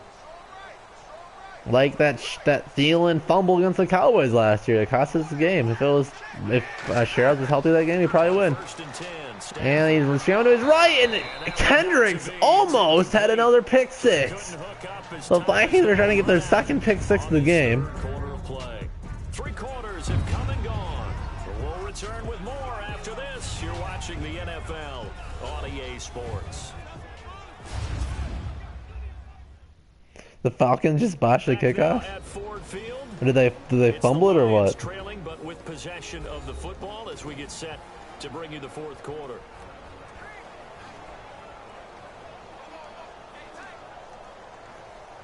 Oh man. That decrypted Vikings team, huh? Offense still needing 10 yards, second down. Like it's so weird to think how different the team is, because it's really not. Player personnel wise, it's pretty much the same. Throwing again, Stafford. Underneath to Abdullah picks up a nice gain, about 15 yards. But he takes it up to the 40. It's a pickup of 15 and a fresh set of downs. Because differences, you're talking about, we dumped Patterson, we dumped Rhett Ellison. Thank God we dumped Matt Khalil and TJ Clemmings. Defensively, we only lost Captain Wonderland. Only as if he wasn't a really good slot corner. I believe that's all. We gained, of course, offensive line, Reef, Remmers. Oh, we also lost like all three of our right tackles that we had last year. That's funny. Just a 1-yard pickup on the play, and it'll bring up a second down. Rummers, we drafted Elfline. Nick Easton came to his own. We cut Alex Boone, forgot about him. He's such an afterthought. Treadwell just got a little bit bigger role. We got Michael Floyd, but he hasn't been a big role at all. Maybe he's been a threat enough that defenses have to respect him and make Thielen or Diggs more wide open. Who knows? Rudolph's been the same. David Morgan, of course, picked up the slack a lot. I forgot we also lost Zach Line. But I think CJ Ham's been about as good, if not better. And we had Harrison Smith in perfect position. But instead of putting his hands up or anything, he's let Tate catch it. Must be getting cocky. Let him catch it, and let the clock run out. Receiver has a lot of stature to him, but sometimes the little guys, they get lost in there. People can't really locate them, and they run that quick cut on the slant, and oftentimes they can turn it into big plays. Yeah, it would have been so great if we got a face Clemmings. I hope. Oh, look at that play. Look at that play. Now we finally blow up the screen. That'd be so fun if we played the Panthers in the playoffs. And the whole game is we get like 4 or 5 sacks off Matt Khalil. That'd be so funny. That'd be the funniest thing. Because the space doesn't open up. They were able to read that one and slow it down. I wonder if the Panthers got Matt Khalil because they do so much read option stuff that you don't block the defensive end. So it works just good. It works perfectly for Matt Khalil's skill set. Like, what do you mean, coach? Don't block the defensive end? I'm great at that. Sign me up. And Sam Martin with a punt. And Charles is back there. And it sails out of the end zone. That'll be a touchback. It's a couple yards into the end zone. A missed opportunity there maybe to pin him back.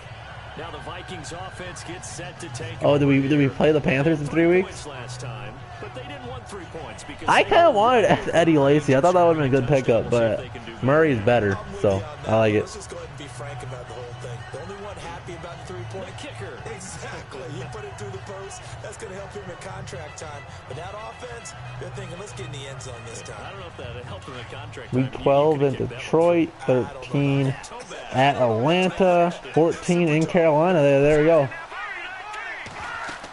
Yeah, and there goes Murray again. Yeah, let's look at our schedule real quick then. We're chilling. Week 12 in Detroit. We seem to be cursed against them lately, but I think we can. We are the better team. I think that's pretty clear on paper, personnel, depth. We're better all the way around. I like what Jim Bob Cooter's done with them. I really respect Stafford. Quarterback's probably the only position where they're better at. After the run, and now they approach for the fresh set. But we should be able to beat the Lions. And the only other thing they have is they're at home. But they beat us at home, so we can get them for it. Play action. Keenum throws it deep. And he's got Diggs deep. And he's got a touchdown. Stephon Diggs. 66 yards to the house. 66 yards. Anyways. And the Vikings are going to add on to their lead. Week 13. We go to the Falcons. That are really trying to get close to the wild card hunt, but they're gonna be. They could probably be eliminated by then. I think they'll have the soul punched out of them. It'd be kind of cool if they were playing well, because that'd be a cool matchup. I think if they're playing good, we could even still match up good against them. Because I love Xavier Rhodes so much. Because if they're playing good, if they're last year's Falcons that were really good offensively and good defensively. Xavier Rhodes is still super good. He's one of the few guys that can at least not necessarily shut down Julio Jones, but he can sure neutralize him to 60 or less yards. Their screen games, they're both their running backs. Our run defense is so good, and our linebackers break up those screens. They ain't gonna work with that. And then our other guys take out Sanu, their tight end, that's Hooper, I think that's his name. I think matchup, but since they're so slumping right now, we should be able to dominate that game. Then in Carolina, about 6 sacks in that game, should be able to dominate them. We beat them last year, I believe, pretty badly. Oh yeah, that was like the week 3 or 4 game where I was like, oh, we're legit. We beat the Panthers. They were in the Super Bowl a couple years ago. Solid return, pretty good field position. They'll start at the 32-yard line. Now the Lions offense, they get ready to head back out there. And down on the scoreboard, certainly needing to avoid what happened on the last drive, punting the football. Week 15, oh, we're home versus the Bengals. If our boy Andy Dalton's playing, we should be able to give out 25 interceptions. I do like the matchup against AJ Green and Rhodes. I think that's really good. That's a really good talent-wise matchup. If Rhodes can shut down Antonio Brown, he can shut down anybody. And then in Green Bay, we see the return of Brett Hundley. And then we're home versus Chicago. And there goes Everson, second sack of the game. Absolutely destroyed the second-year left tackle. The Reef replacement over there on the left side of the Lions offensive line couldn't handle it. Maybe that's Decker. Couldn't handle Everson Griffin. What's up, gang? No, I love it.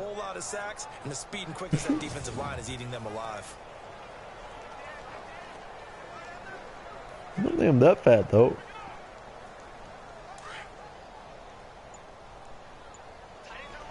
Now we'll have to see how the Vikings keep doing. If it keeps being Thielen like 150 yards a game, a high snap, but it works out as they bounce off and get a few yards out of it, they're gonna need to start throwing the rock. They're running out of time. Yeah, Rhodes didn't shut down anybody.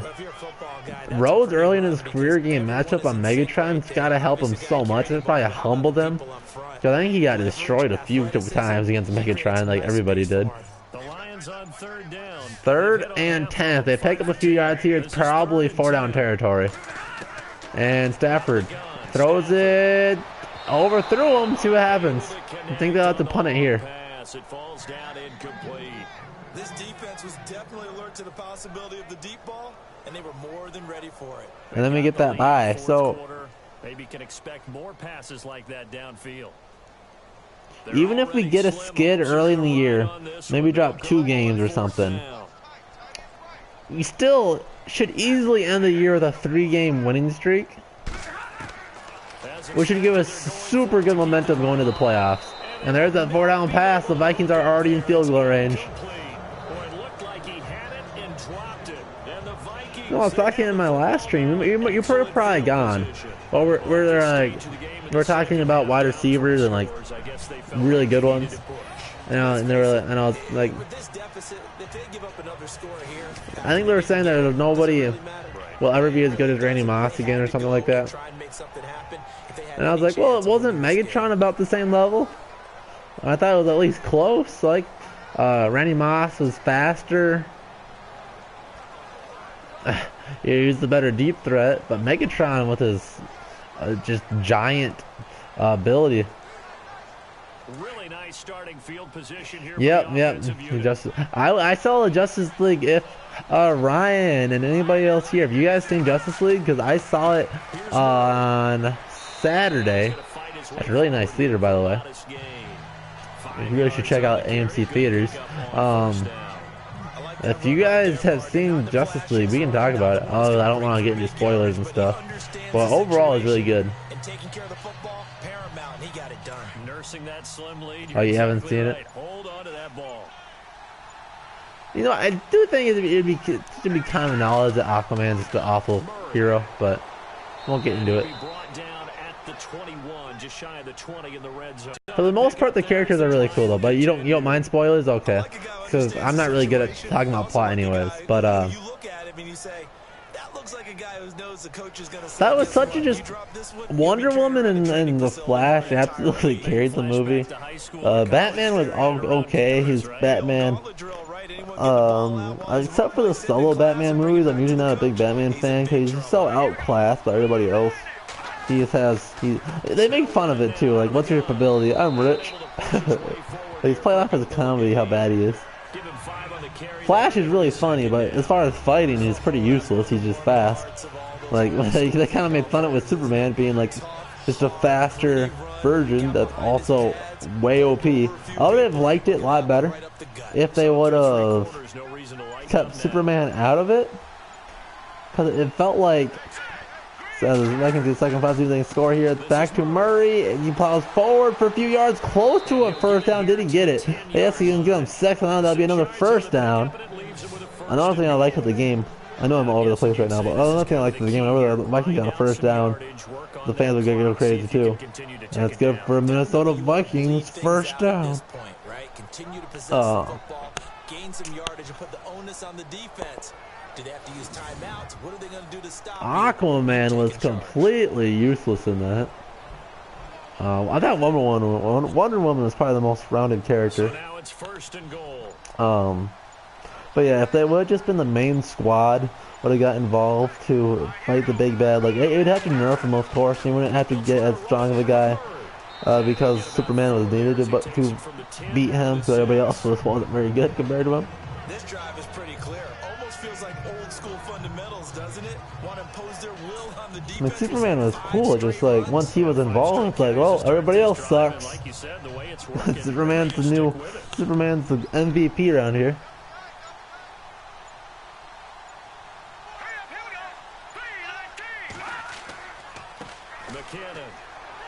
He gets him a little bit closer. He takes it from the 6 inside the 5 to the 4. Yeah. The fourth quarter, they got the lead. They want to keep it on the ground. That's what they're doing. Smart football. Yeah, the clock grinding, keep it going. But you got to figure now they're going to see more people stacked up at the line of scrimmage as they try and bleed it out. They come out 5-1. Like, there's a phrase, you get mossed. It's not you get Jerry Rice or you get Megatron or TO'd. Keenum throws it, it's picked off. Can't have that happen. And Lawson down the sideline but tackles the 12-yard line. Could have been a very costly pick 6, but he couldn't get past the Vikings offense and sets the lines up with poor field position, but nevertheless takes 3 points off the board for the Vikings. Yeah, Batman was like good for being a relatable character, and he was good for like the Superman-Batman conflict. I didn't see Batman v Superman because I thought the idea in general was a really dumb thing. Then I heard more stuff about it, where it's just so much stuff going on at the end. And ordinarily, when that happens, you know it might. As you know, is usually the squad.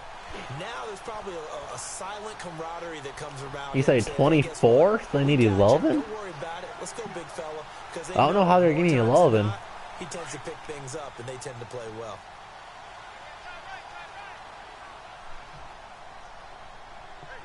Be close though. Shotgun.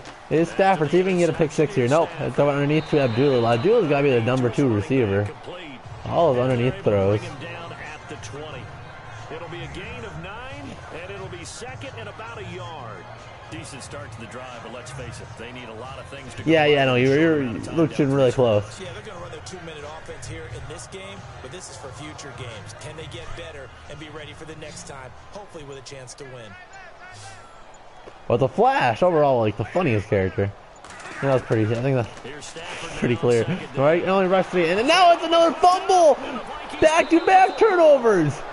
Mackenzie Alexander picked up his second of the day, bashed out, but the man on fire, Eric Kendricks, and picked up a second-year nickel corner, Mackenzie Alexander out of Clemson. Yeah, you'd say an afternoon to forget, absolutely. Yeah. But just kidding about that comeback. Unless Keenum feels like throwing a second interception. And they had a nice little drive going last time. Here's a question for you guys. How bad does Keenum have to be to pull the plug? That drives coaches insane when they're thinking about, hey, we've got a shot at points already. We're already in a spot. I mean, it's hard for me to say because it's so hard because I want to do it at a neutral perspective where I don't really like Teddy. Yeah, will they make up for it? And they'll start this and just base him off a football player.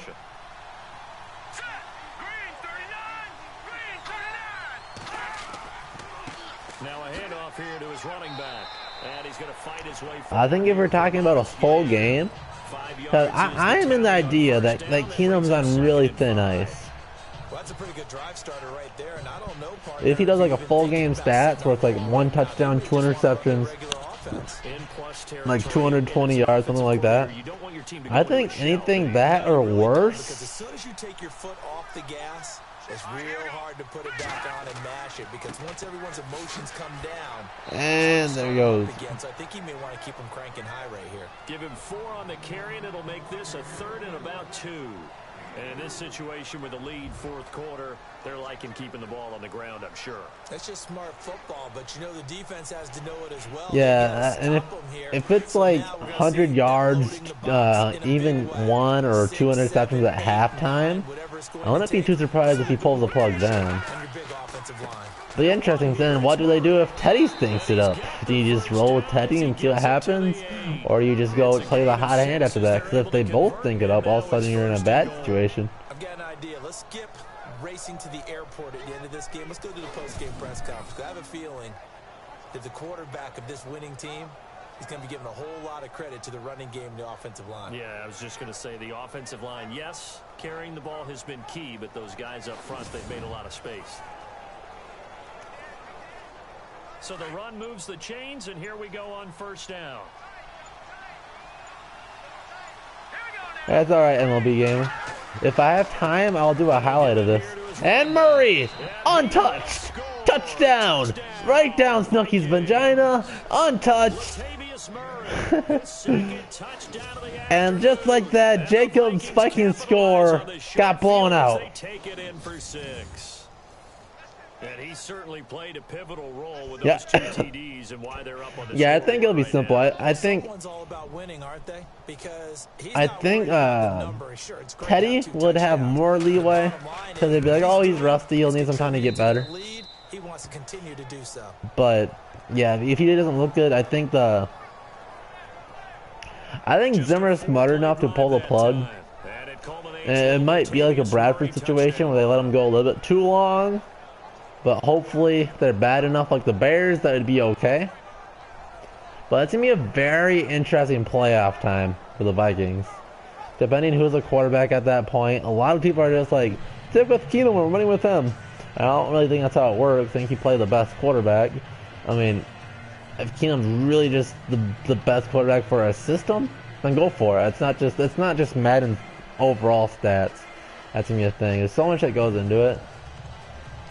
But Diggs spoke super highly of Teddy, and I think the team just absolutely loves him. And that's not even saying the team doesn't really love Keenum, because I think everybody likes Keenum. He really looks like a cool dude.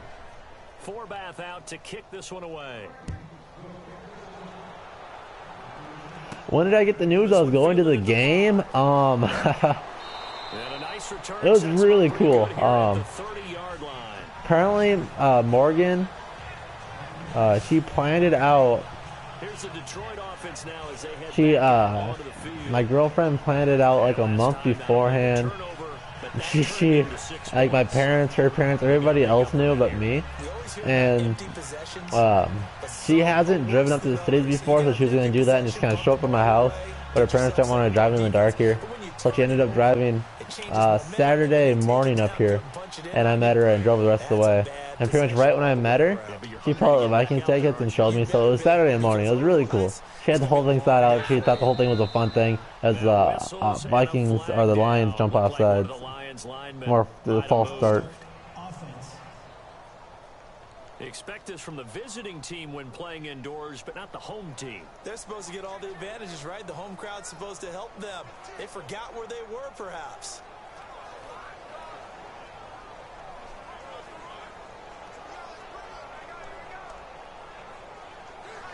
That was really cool.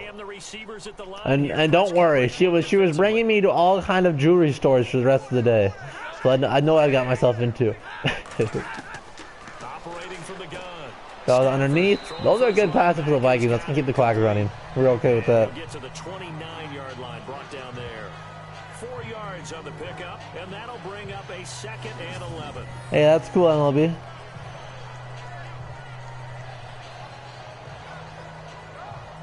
Yeah, you'd have to have them both on a short leash, like towards the end of the year. If it's, time for a break.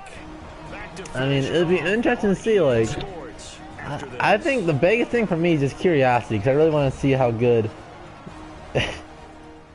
Yeah, you better add that to your Tinder. So the Lions in possession of the football as we welcome first date idea. Second down now as Vikings Super Bowl. You're buying.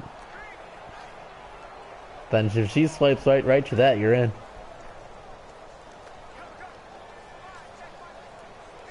So now 11 yards to go for this offensive unit. It's second down.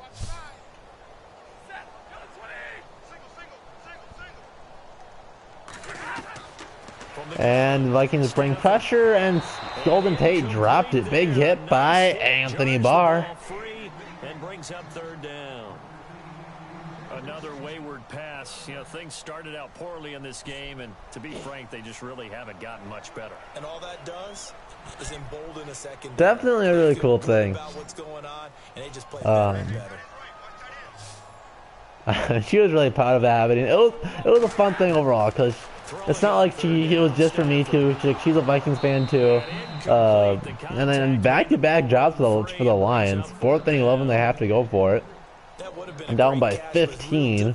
So less than 2 minutes to go. It was contested all the way. Would have been a great play if he'd been able to haul that one in. Yeah, that's your Vikings bio. Here's Sam Martin now. Oh, not that big punt. They gave up. GG's. Now Teddy can come into the game. This would be a great situation in real life. Can the Vikings please blow out, even if it's towards the end of the year, can we at least blow out the Packers with Brett freaking Hundley enough so we can get like 5 minutes or so of Teddy in the last quarter? Enough so we can see Teddy, get him some reps. No, it doesn't make him the starter, but it's enough that we can see what his ball placement's like, see what his timing's like. Even though if it's like 5 minutes of a blowout, you probably won't pass a whole lot, but still, at least get him in there. Just be on the field. That'd be so great. Yeah, all I need extra from her. She needs a pair of Vikings leggings, and then maybe like a sexy Vikings jersey that's a little cut up.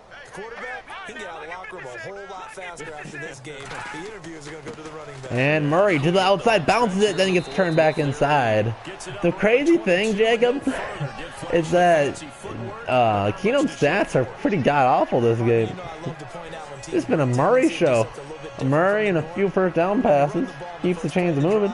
That's not a tendency breaker at all. That's just trying to establish yourself as you move forward. And after the play on the ground, that brings up second down here.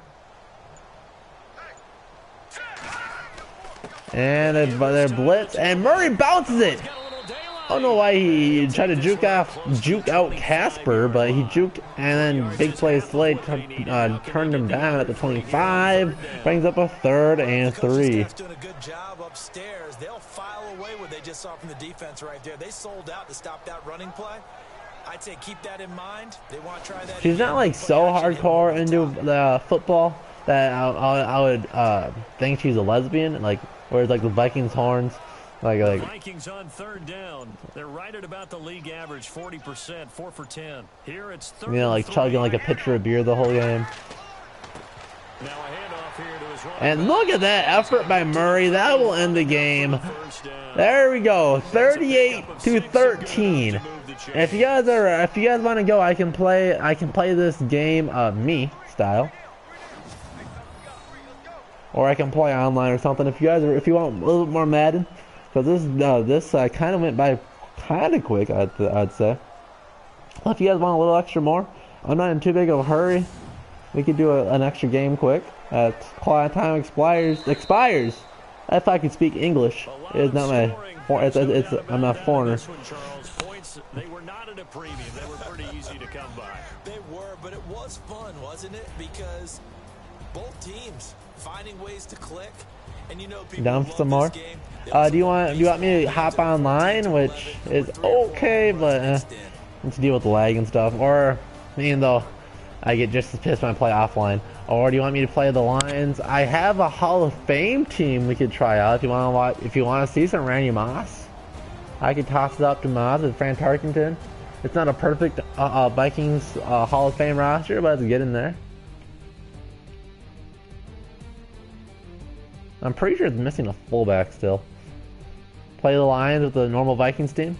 We can play both Hall of Fame teams. I could play the Vikings Hall of Fame versus the best Lions. There's like Megatron. Dumas, alright, you want to see Hall of Famers? Alright, we'll have fun with this. I have no idea what the... Ooh, Barry Sanders versus Randy Moss. This should be fun. Unfortunately, it's Madden. I might just do it on Pro just so we can actually show them off. I think actually we'll just do it on Pro. Let's look at the old Stataroonies. So that was Case Keenum stats. Would this be? Let's see what you guys say. Would this be enough to bring in Teddy? I don't think we would only pass 16 times in a game, but what can you do? That's 66 complete. Or where's this? 62 for completion percentage. That's like average. 1-1. That's not very good.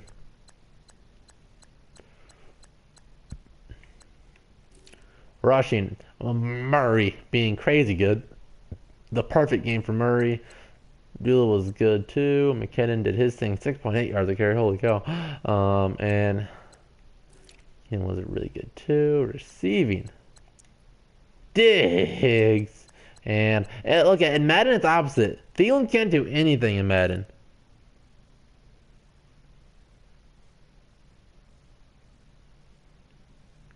Yeah, a big victory. It'd be so hard to pull the quarterback if the team does so good.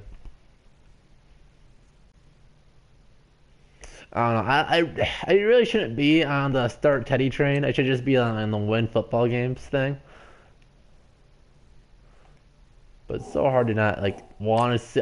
Just my curiosity getting the best of me, you know. But I'm gonna have to do so many videos coming up. I'm gonna do a Thanksgiving special. I forget if it's legendary or all-time roster. I'll try this one.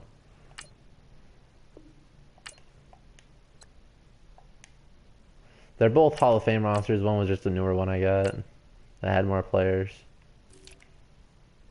And for some reason, Fran Tarkenton's an 89. Like it should be the Smith, the 98 running back. I think he'd be the number 2 guy. Maybe Chuck Foreman. We need a fullback. But here's I don't know why Moss is only 96, but it's whatever. Hey, this is how bad they had Thielen at the beginning of the year. It was 81, 86. How does that make you feel? See, they didn't do any linemen. There we have Jared Allen. This is Sharif Floyd. I needed to have Alan Page here. I just did it that way. But I mean John Randall. I would like to make Chad Greenway one of the linebackers too. I'm fine with Xavier Rhodes being that. And that has Emmett Newman and Antoine Winfield because why not? I think Harrison Smith is it, and Paul Krause. And if you want to go against the all-Lions team, oh, you know who would be all on that team? So I still have Stafford, Barry Sanders. 97 only for Barry Sanders? I thought you'd have a lot more. I thought you'd be like 99 across the board for this. For agility and acceleration. I think that's just flat out wrong. I'm gonna make him better. I actually want to see Barry Sanders run on me a little bit.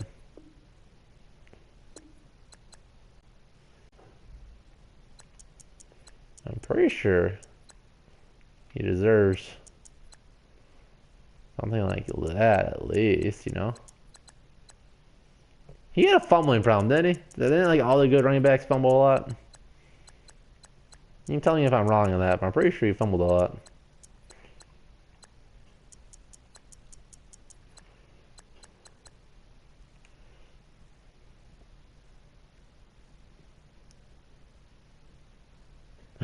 What did Blair Walsh do now?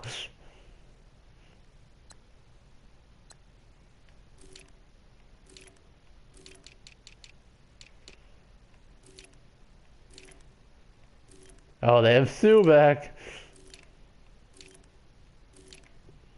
Oh, they don't have any great corners. Alright. Oh, they did throw a fake field goal. No, I think you have to do fake field goals though. If you're the Seahawks, you know, freaking Blair Walsh. I don't know why they would sign him. How bad was their other kicker? I don't know how Culpepper the 892 and then Darkin the 89. That makes no sense to me. I'm gonna go ahead and make Murray the fullback. There we go. Hall of Famers, boys.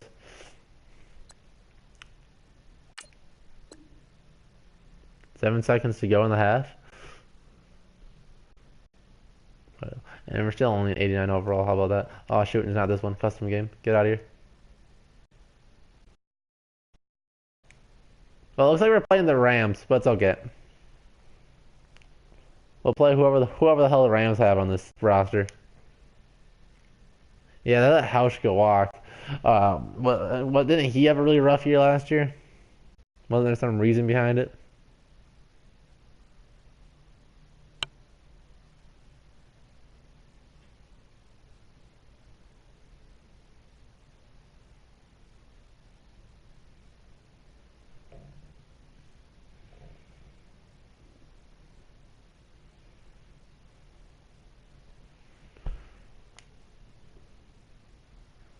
If it's 15-minute quarters, we'll get out of here soon. We'll be stuck in Arizona last year. Yeah, but Blair Walsh sucked everywhere last year. Yeah, 8-minute quarters, I'll take it. We'll take it. Oh no, Jefferson. I really want to edit this. What do you think should be the Vikings' best kick returner? Like, talent-wise? Like, what do you guys do?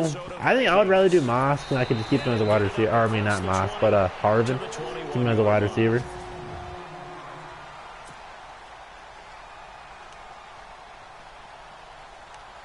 Alright. So his offensive line isn't too great. I'm gonna check to see what the Rams all have.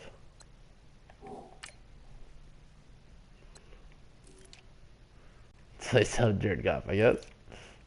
Don't really care about the Rams.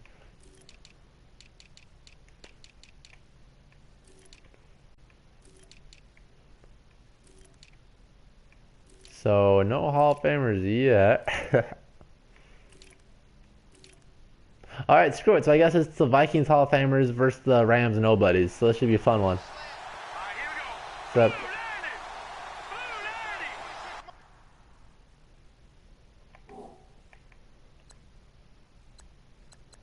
I guess it didn't take into account the roster changes because I went to the game of the week. That's interesting. So we'll get to the right game. We'll do the lines. Oh, it was a money thing? Alright. Did Hauschka go somewhere else? We'll play at home. Viking Stadium looks nicer.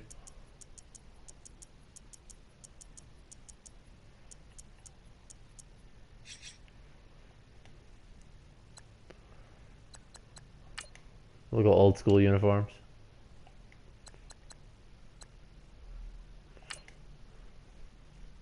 He's with the Bills now, alright. And the Bills are alright now, right? I still wouldn't call them great, but well, 8:30.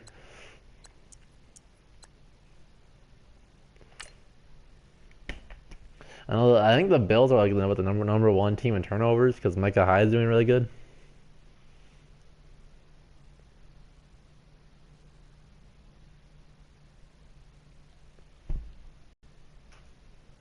Yeah, I had to take the L. That's alright. Sometimes you just mess up.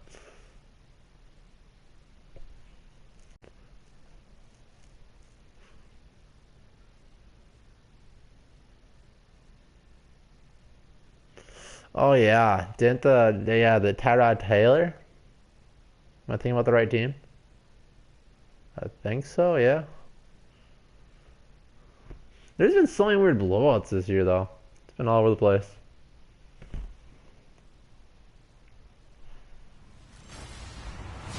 Hello, everybody. I'm Larry Ridley. This EA Sports coverage takes us to one of the newest jewels on the Alright, here we go. landscape.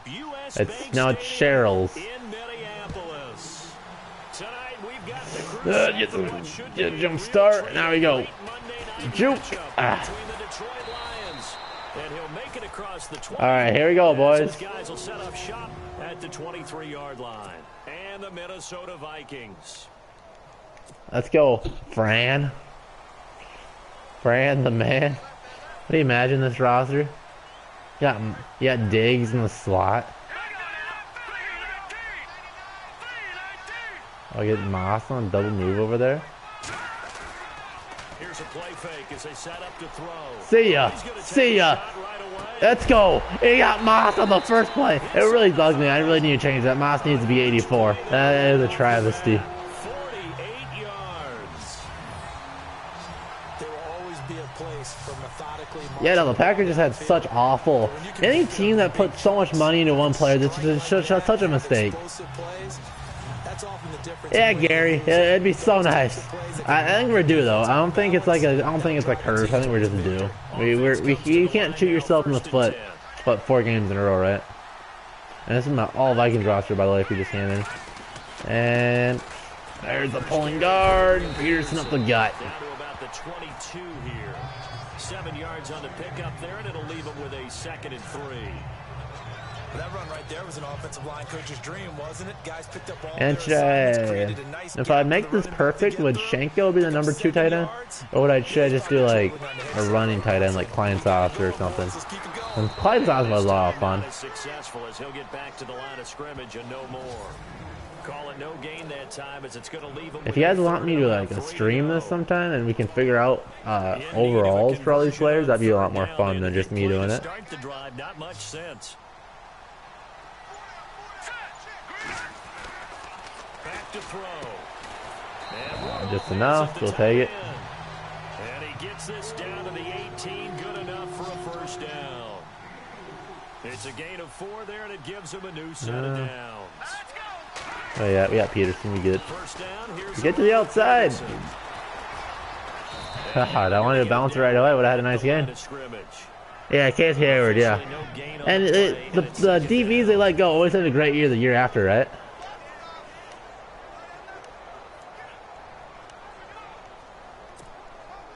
And on 2nd and 10 now. Oh, all the times I've had my great receivers drop the ball. Jump ball to Moss. And Fran Tarkenton can't make that throw. Okay, Madden. Tarkenton 11? I think so. The numbers in this are just stupid. I think the guy that made it didn't care. And we have Ben Gedeon checking in at tight end. God, Madden's awful. And Carter's already hurt apparently because Diggs is starting over there. And my offensive line is god awful. This is great. I missed Diggs. Well, it might be the play before because the stream's a little bit slow. I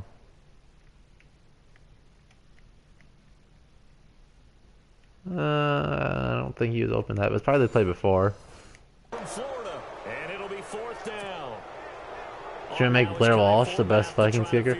If it's rookie Blair Walsh, he was the best Vikings kicker.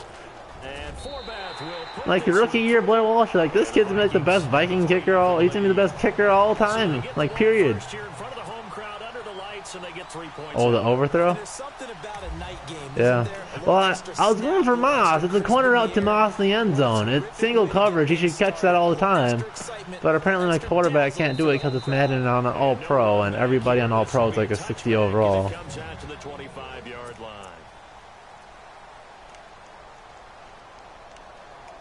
And let's see if they're trying to get this running game with their boy Barry Sanders. This is the most annoying thing. We have Danielle Hunter playing outside linebacker. This roster's messed up. I need to make a few different changes. But Danielle Hunter on blitzes, on the other hand, I'll take it.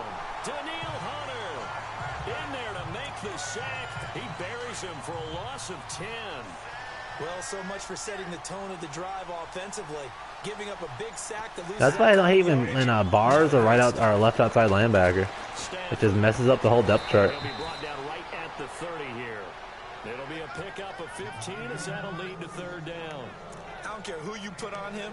He's going to be a handful. I'm not doing camp at 2. I just wanted to cover 2, man. Man-to-man, maybe needs some safety help. I would say that'd be a good idea. Double team him somehow. I'm going to have to make someone else beat me rather than let him shred my defense.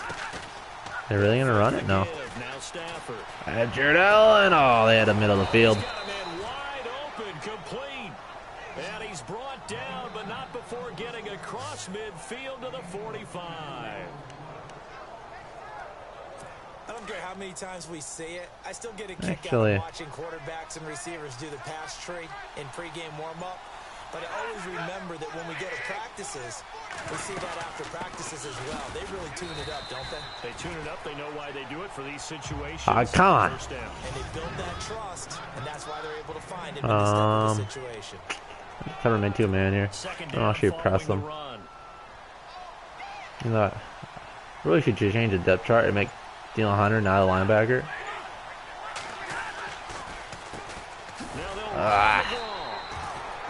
There we go. The D tackles are too good in this game. It's John Randall and Alan Page. I don't know why they didn't have Alan Page already made for this. Alright, that's cool, Jacob. Let me be Jared Allen, please. From the gun, here's Stafford. Looking left side, it's complete. He's got it. And he's able to get the first. Well, I guess cover 2 man is not working. 25. He got 18 yards out of that one, and it gets him a new set of downs. I don't want to have Danielle Hunter in pass coverage like that. Absolutely. Not only that, but the big now. Hey, there we go. Come on, Rhodes, get up. I don't know how a touchdown, but we'll take it. At the 23-yard line. So the defense there, opportunistic. It's nice to give them credit. Is it Moss going deep? Or it's not even Moss deep, actually. It should just open up with a Rudolph flag. So I doubt. God, why is Shane Tarkin so inaccurate? A nice gain of 21 yards. I just need to fix some of these overalls, because holy cow. After the turnover, they come out throwing. Shouldn't be the worst throw of all time from the Vikings' best quarterback. Sudden change, get out there, stop the offense, but you typically run get past it. I think that's why he came right out throwing the football, hoping to catch him off balance. And he did. 8 yards to go here on second down. I need to get more weapons so I can do more things offensively. Now a shotgun snap as they'll look to throw. Turn up the field. Yeah, so you gotta take that on first down. It was cover 3 Sky. They were backing him up. He was going to double cover Moss. So if I had thrown that earlier, probably would have been a little bit better. I think if we barely don't get it, we go for it.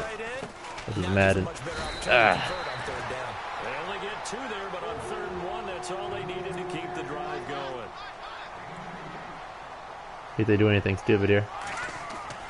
Now a play fake here on 1st down. They did something stupid. That safety was blitzing. I really wanted to hit Moss. Because that was Moss trying a touchdown. But I'll take Chris Carter too. Got 29 yards job there, Charles. They picked up Yeah, I'll run David Morgan's side. That had the total feel of a quarterback in control. Red blitz, got him into the right protection scheme, so he doesn't get hit back there. He's got a chance to step up with supreme confidence and deliver it downfield for a nice With completion. supreme confidence, you hear this? That play wasn't quite as big as the play that preceded it, but still, gotta like the way they're moving the football. Absolutely. Okay, I don't know how I did. I'll power him, but it's alright.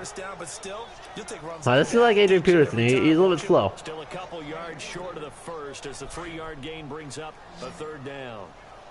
Well, he hasn't made much of an impact in the running game thus far, and after that last run, not much is going to change in that area. He hasn't been able to get in. There is Moss back to the end zone. I wish he was 84. That bugs me so much. Well, that's about as quick of If you remind me, that's the first thing I'll change. I think the problem, I'm pretty sure Bucky Hodges in this roster still, and I'm pretty sure he was 84. Which is weird that he didn't make the Vikings actual 52 man.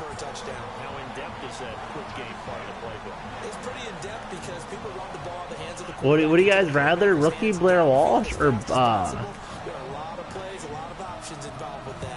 Anderson to be the kicker? They just got Moss. Yeah, they did. And Sendeo on special teams. And he'll wind up about 4 yards shy of where he would have been if he had taken a knee, as they'll start at the 21-yard line. Here's the Lion offense now as they get ready to take. Yeah, I need to make Greenway to be the outside linebacker so we can be that for. I'd rather move Barr to outside and let Greenway be the left one. So I'd rather. We really got big hit by Browner. I would rather be in a situation where. I'm not sure what I should be in. I'll just split. We'll see if they can pick those things back up. I know I spent a lot of time. Well, he was just really accurate, so I think in Madden he'd probably go for more power. Because rookie Blair Walsh was on the pace to be like, it was like a record-breaking year, wasn't it? Did you drop it? Yeah, there we go. There's my boy Paul Krause, the NFL record holder in career interceptions. The best safety all time.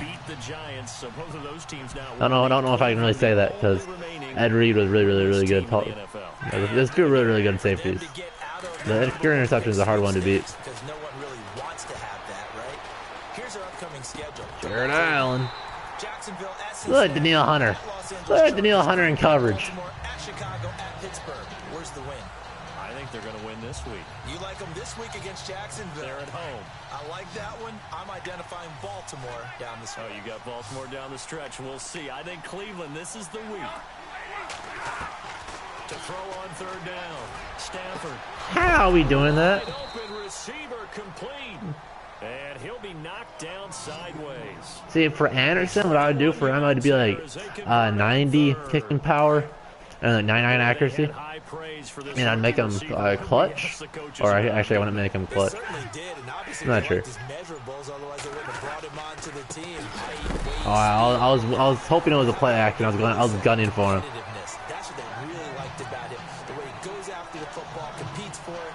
Cover 3 match work. So I haven't been done very good for play calling yet for these past plays. And for Walsh, I'd give him like 98 kicking power or something. It'd be really good. All right. Good night, Jacob. Thanks for watching. On a second and Maybe I'll long, blitz. it's really nice to see an offense that has enough confidence to run the football in that situation. I think that goes back to their practice and game planning. They've seen things that they've seen on tape and in previous games that led them to believe that even in a long-distance situation, they can still run the football and gain enough. There we go. Short. And, but of course, Browns can make anyone miss. Goddamn. First down at about the 21-yard line. A nice pickup there of 11 I love Madden. 2 minutes to play here. I'd be okay if it was like Barry Sanders juking him out. Minneapolis after this. Coming up at halftime, remember, we'll get you out to Larry Ridley in Orlando for highlights and analysis of this first half. That is, of course, unless you decide to skip him. And for the record, we do not. Oh, there we go. Hunter. It's Hunter with his interception. I told you he was the best coverage linebacker in the league. What the heck? How about the big boys snagging one? You don't see that every week. No, you don't, but a lot of them are just reliving their old dreams, going back football and in high school, they didn't always play defensive line. Some of them actually handled the football. And you can There we go, Carter. That's money. Chris Carter is money.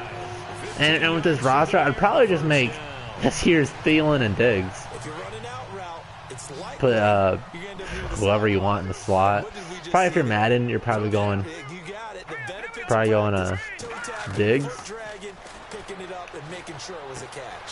And a quick throw here, that's complete. And brought down, but not before reaching the 45-yard line.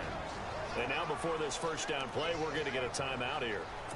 As they'll get a chance to talk it over. We'll do a screen here, pick up about 8 yards, no huddle, then we'll throw it deep. Nope, they have it covered up. And this is incomplete. Well, with that incompletion, Sue? I want to ask about the game that you worked this last week in Minnesota and Washington. And Minnesota's Teddy Bridgewater didn't play, but active again on the sideline, was very, very emotional, wasn't it? He certainly was, and I can't even And the begin to media imagine loves the what it emotional was start with like Teddy. coming back, the rehab, What's the lonely score of the days, Seattle pain, game? all of that because at one point he was told he may never play in the NFL again. Yet there he was, dressed out, ready to play. Says he draws his inspiration from his mother, who beat breast cancer, and figured if she could do it, he could as well. Neat story. He was sidelined for 442 days. Nice to see him back in uniform.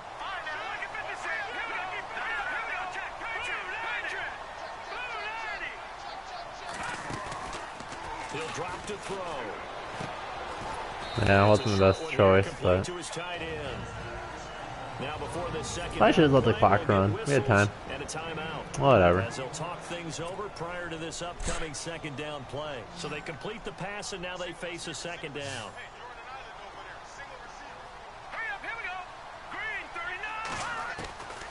He'll look to throw. I could have thrown it deeper, I'm sure, but I didn't kind of want to just keep the clock, the ball moving and bounce like that. And they're going to face a third down.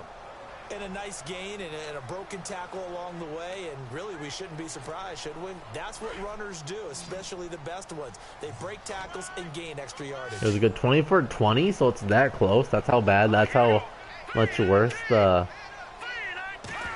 Falcons got. Now back to throw. That was too easy. They blitzed both safeties. They blitzed both safeties. I saw that. I'm moving down the middle of the field now. A 24-yard touchdown. And the Vikings find a way to stretch their lead. Heard a coach talk about those late in the half scores, especially ones that give your team a pretty decent Go cushion. Vikings. Rock 'em, sock 'em, robots. Now they've got the cushion. This half has been theirs. Out is the kickoff unit as they run up and send this one away. That's fielded in the end zone. And no run back here. All right, there we go. And it comes out to the 25-yard line. No, they'll probably do. No, they'll probably just run it. They should just run it. And what do you think We'll goes see, on though. here in this situation? If you got the football, you're trailing, you're back in your own territory with just a little Screen. time. Do you try something? You're thinking about Nah. starting your team, right? You Don't just call a mentioned timeout. it Let's down, let this trying to let the get clock run into out. the game. But you got to figure if something goes wrong. And there we go. you may There's the put first yourself half. in a spot The where you game may that not be Jacob able to wanted, make he the only gets to see about half of it. But It's a big decision. I'll run it again. He'll give it here to his running back. Man, he has nothing. I think he literally has like 0 yards. Yeah, 6 rushes, 9 yards. Okay, so All right, so they get the ball back. It's the silent treatment all of a sudden, and we're going to skip ahead to quarter number 3. It's kind of cute how the announcers make fun of that. That a lot of people just skip the halftime show thing. This fielded a few yards into Sound the end zone. redundant. Well, some might have returned that one. He won't. He'll go down to a knee, and they'll start the drive from the 25. The Lions offense now with a football first here to begin quarter number 3. They come out here with See if they'll try to go play action. Scoreboard. What was said in that locker room? That's what I want to know. Yep, play action. And We often have the feeling that there's a lot of shouting, screaming, people upset. But typically, halftime locker rooms are a lot more clinical than that. And in this case, are they upset that the plays weren't working because of execution? Or did they think they were just bad plays to call? Yeah. We'll find out pretty quickly here if they felt they had something going. Oh, that's one of those. That's like one of those Adrian Peterson things. He was fouled up all first half, and that one big hole. and change up his whole numbers. On the play there, and they move the chain. Keep him contained. Sometimes with the Make him on a run. Make him on a run. Look, it's the third quarter, no time to panic. But that also doesn't mean you just do it the same way you've been doing it the entire ball game. Maybe change up some blocking. There we go. There's that backside pressure. Get 10, lose 3. Essence of the running game. The loss of a full 3 yards, and now it's second down. If these guys are going to chop into that deficit, they got to do a much better job in the run game. Caught behind the line of scrimmage, no yardage to be found. To throw on second down is Stafford. I hate cover 2. It never does it good for me. I even tried to back him up so that play they have to play when it happened. Still happens.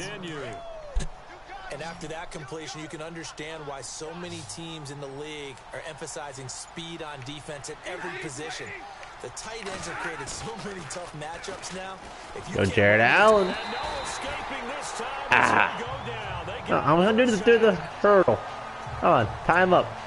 Tie the cattle up. That time they were in a 4-3. What's the responsibility of the ends versus the tackles there, Charles? Well, most of the time when you talk about the ends, they're your pass rushers. They're the guys that you turn loose to try and get to the guy who's going to throw the football. The tackles are usually more of the run-stuffing variety. But the way this game is advanced, we take it. You want a little bit of everything out of all of your guys. But let's just go ahead and break it down and make it simple. The guy who's a right defensive end versus a right-handed quarterback, that's the blind side. He's going after the quarterback. He's going to put him on the ground. The Lions on third down. A perfect 4 for 4 thus far. This is third down and 12. A shotgun snap for Stafford. There we go. The kid Kraus. Let's face it, if you want to get back into the game, these are the kind of throws you got to hit. He's wide open right there. Got to be able to get it. Would the Lions have a better option now? I don't think so. I think Stafford's probably their best all-time quarterback. Yeah, that's a big miss. And Dante Culpepper. This one's sent away. And no return possible here as they angle this one out of bounds. Let's run it a few times. Let's get Adrian Peterson going.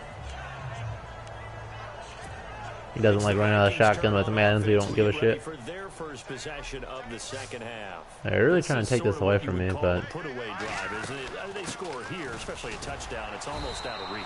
It certainly feels that way, and I think that they're going to call their plays accordingly because what you really want to do, even though you know the scoreboard is still up there and the game's going to go on, in fact, you can take the spirit away from another team, that their drive and man, they really just want to make me throw it deep. They're just baiting me. You just get that feel. Yeah, they're teetering right there on the brink, aren't they? Yeah, then they actually had it covered pretty well. Just shy of the 20 at the 19 as he goes out of bounds. No way Adrian Peterson gets it done in real life. That was really lucky. I know they don't like to hear it when they get to a certain age, but then you have to start to use your I'm pretty sure that we actually had Nick Tingle out for shots at center. Your mind to beat guys to the football and getting your toes tapped in bounds definitely qualifies as that, doesn't it? The veteran showing Yeah, he Bill still tried has again. the agility. They get 9 out of that one, and as a result, the drive continues. They run again on first down. We don't do the same play twice. A good hit there and knocked down hard. That's going to go as a loss of a yard, and it'll be second down. Ezekiel Ziggy Ansah with a tackle for loss. Just think he's still learning the game of football. Didn't play a heck of a lot of it in his native country, and at BYU was just scratching the surface before he hit the end. That leg, so I got panicked. Well, I'm getting sacked. Don't, whatever, we'll take it. It's worked out very well. Drafted on potential. He's realizing it here. Let's do a screen. The Vikings on third down. Yeah. They have been superb. 5 for 6 to this point. Yeah, we got Dalvin Cook on a screen. That's perfect. Looking to throw. Get it. That's Dalvin. The power. And that effort gives him the first before he's brought down. They give him 14 yards that time and a fresh set of downs. Let's give a little credit there. The offensive play caller said the screen pass was available. Whenever you're getting a lot of heavy pressure towards your quarterback, that's when you're thinking about running the screen. I have it all covered up, but we can run it because we have Fran Tarkenton. Instead of sliding, it's the same button. I press it, and he dives the wrong way. And their safety's faster than Adrian Peterson, apparently. And that's the dumbest thing I've seen in my entire life. Absolutely the worst thing I've seen in my life. Oh, it's the same button for everything, and Frank Tarkin would obviously instantly fumble. Okay. My God, that was the dumbest thing I've seen in my life. All they discussed. How can we get ourselves moving again? How can we get our team going? This definitely qualifies. So not only the cough up, but then the pickup on the other side, the scoop, and the score the other way. The fumble return for a touchdown. Take a knee. This field Whatever. a few yards into the end zone. Since you won't take a knee. So that's what triangle is. Triangle is the take a knee button. But apparently the control system in this game doesn't actually matter. God, that's the dumbest thing I've seen in my life. And I went to public school. No, the message should be clear that fortunes can change pretty quickly. Yeah, if that was Adrian Peterson, fumble would have been just fine. Would have been just fine with that. Could slip away quickly. 5 yards on the carry. Good pickup on first down. Here we go now. Off the play fake, he'll look to throw. Oh. His throw in. You know he had both hands on it? Not an easy catch. Brandon, looked like he had his hands on it for a moment, but let's face it, that was going to be a tough catch all the way because of the presence of the defense right there as he was trying to haul it in. Yeah, nice job to force the incompletion. Out of the gun now on third down. Thielen's the best receiver on this team still. And he gets it to the 32. Good enough for Oh, shovel option? I'll take it. I love this play. It's a 10-yard pickup, and it moves the chains. I pressed R1, but whatever. Down back at the 28. God, this game's god awful. Possession of the football and the lead. They'll be looking to add to that total as we begin quarter number 4. See if they'll be in a defense I can run into. They are. Not very, but. On second down, Peterson. And just a short game. Yeah, because Adrian Peterson gets arm tackled all the time. What to say about Adrian Peterson? Can't break tackles. A long 3rd and 13. We know that old expression, it's not my night. It hasn't been his so far. I don't know if the legs are a little bit heavy. Sometimes having to hang out all day and play doesn't exactly play to your advantage, but it's been a tough go for him. Every time he looks up, Yeah. Why tell the Hall of Famers when the 2017 Vikings receivers are always the one that are open? He's played a great game. It continues right there, even with this lead. Confident to throw the pass and have the reception. Now it's Murray. There's no doubt who the leader of their team is there? There's no doubt who they want to ride all the way to the finish.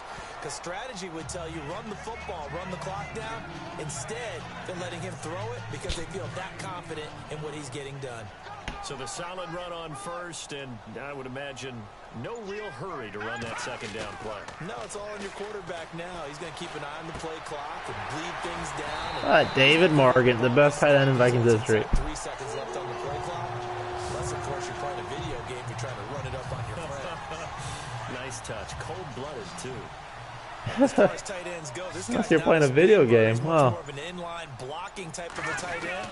But how about this last play? Made a nice catch and picked up a first down. That's what impresses me about him. When he's called upon, usually gets it done. Call it a gain of 4 on first, and that'll make it second down. Here we go now. Green, Naming him awesome here? green, 39. 6-man. Check girls, check girls, check girls. I just don't want to throw an interception here. Because if they get to another pick 6, all of a sudden it's a really close game. Blitz throws.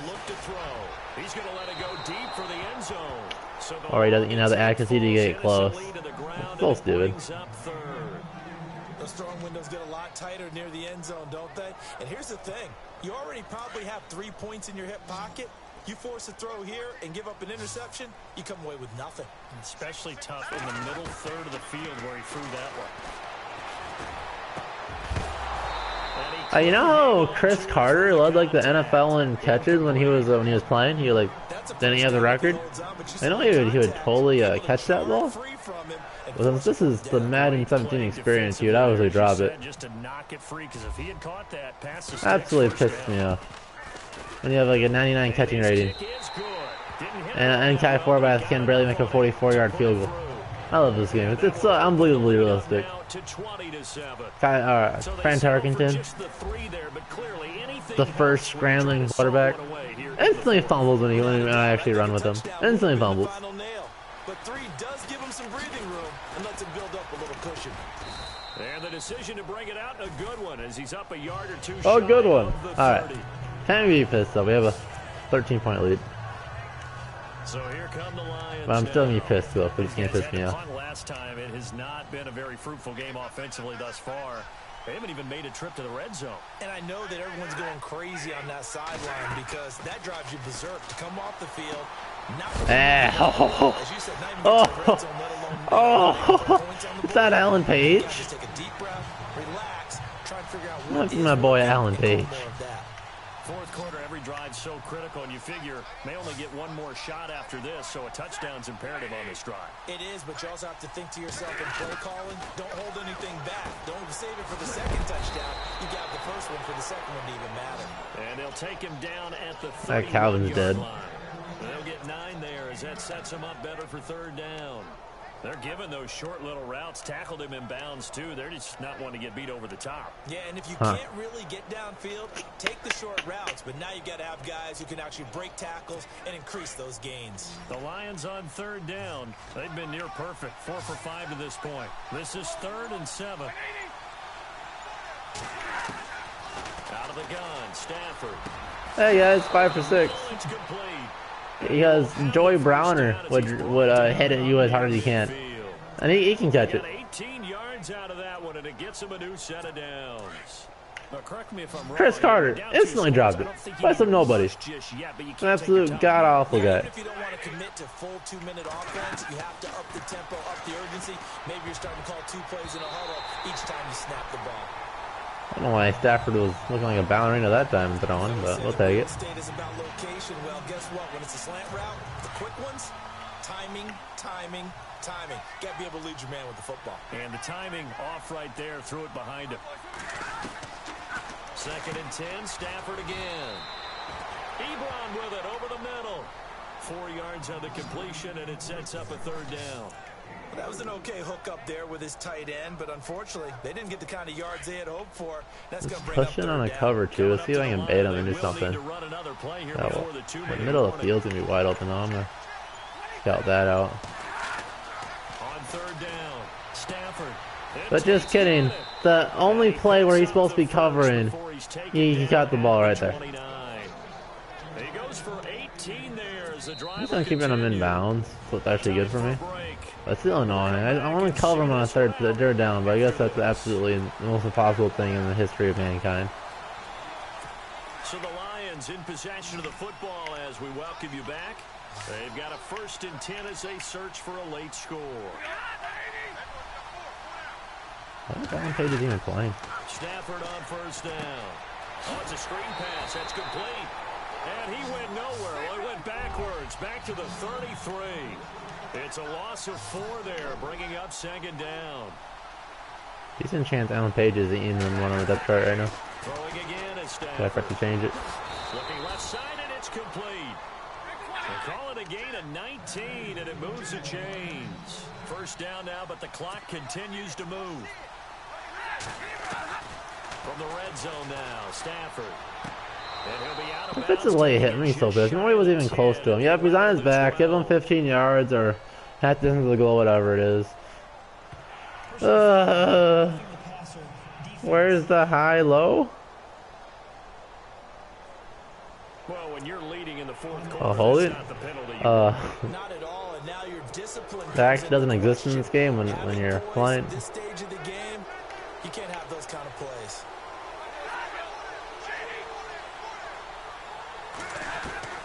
Stafford looks to throw again. That is caught at the 7-yard line. You know Antoine Winfield's the best tackling cornerback of all time? Don't even feel bad about that. That's Barry Sanders. A great play there. But it's still dumb regardless. 6 yards away. And the Lions have got it back Dive. to a 1-score game. If that's erupting the kicker, that's the dumbest thing I've seen in my life. I dove about 20 yards short. But if I'm on the defensive side of the ball, okay, you got the touchdown, but it sure took you a long time. Roughing the kicker. He dove 20 yards short, and he pushed particles of grass near the kicker, absolutely destroying him from the neck down. He won't be able to feed his children. And nice onside kick, dumbass. Yeah, you know, Doesn't feel right. exactly. Now here's the signal caller getting ready to lead this offense again.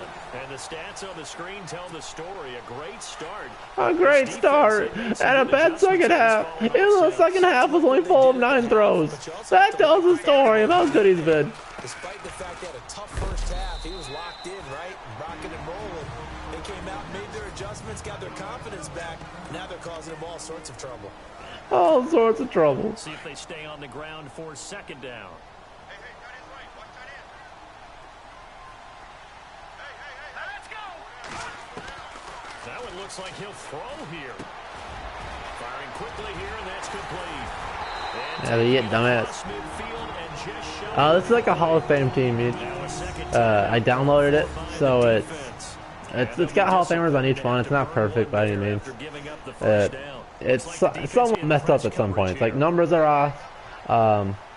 You have dumb things like the Vikings like defensive end this year is playing outside linebacker, which isn't the worst out of position thing, but really annoying. And play is stopped here. Timeout. It's the defense calling the timeout here. It'll be their third and final timeout, so as they talk things over, we'll step aside. Oh, looks the wrong line. Can't get a throw off. He's taken down. What a huge play at this point in the game. What a huge play at this point in the game. It almost makes a difference. Sometimes I watch games and wonder why they use play fakes on certain passing situations because it's not going to fool anyone. I don't know if that was the case here, but the end result was the same. No one fooled. The quarterback was hit. We don't want to throw an incomplete pass here. But also don't want to be a bitch. And I got Randy Moss. And he gets this one all the way down inside the 15. A big pickup there, and without question, that should be more than enough to wrap this one up. Wrap this one up, coach. What about, you mean the wide receiver fade? And then pass interference? Give me the ball at the goal line. Down, however, let's see what that's about. Pass interference, defense. And since the penalty occurred, Yeah, Michi, you did miss the 99% of the stream where I did the simulation. I know you're a giant football fan, so that really does bug you. But if you want, we can Skype after this. I'm not too busy. I mean, get down. No, oh no, we can't get the play up. All right, oh well. I'll hit you up on Skype, Mitch. But this was the stream. Thanks everyone for watching. Game preview coming up tomorrow. I'll record that before I Skype you, Mitch. Lions play. It's Thanksgiving, and we dominated in the simulation. Otherwise, we will see ya. It's usually Tuesdays for the streams, but we did do it early because we play on Thursday. Yeah, we'll see you guys next time.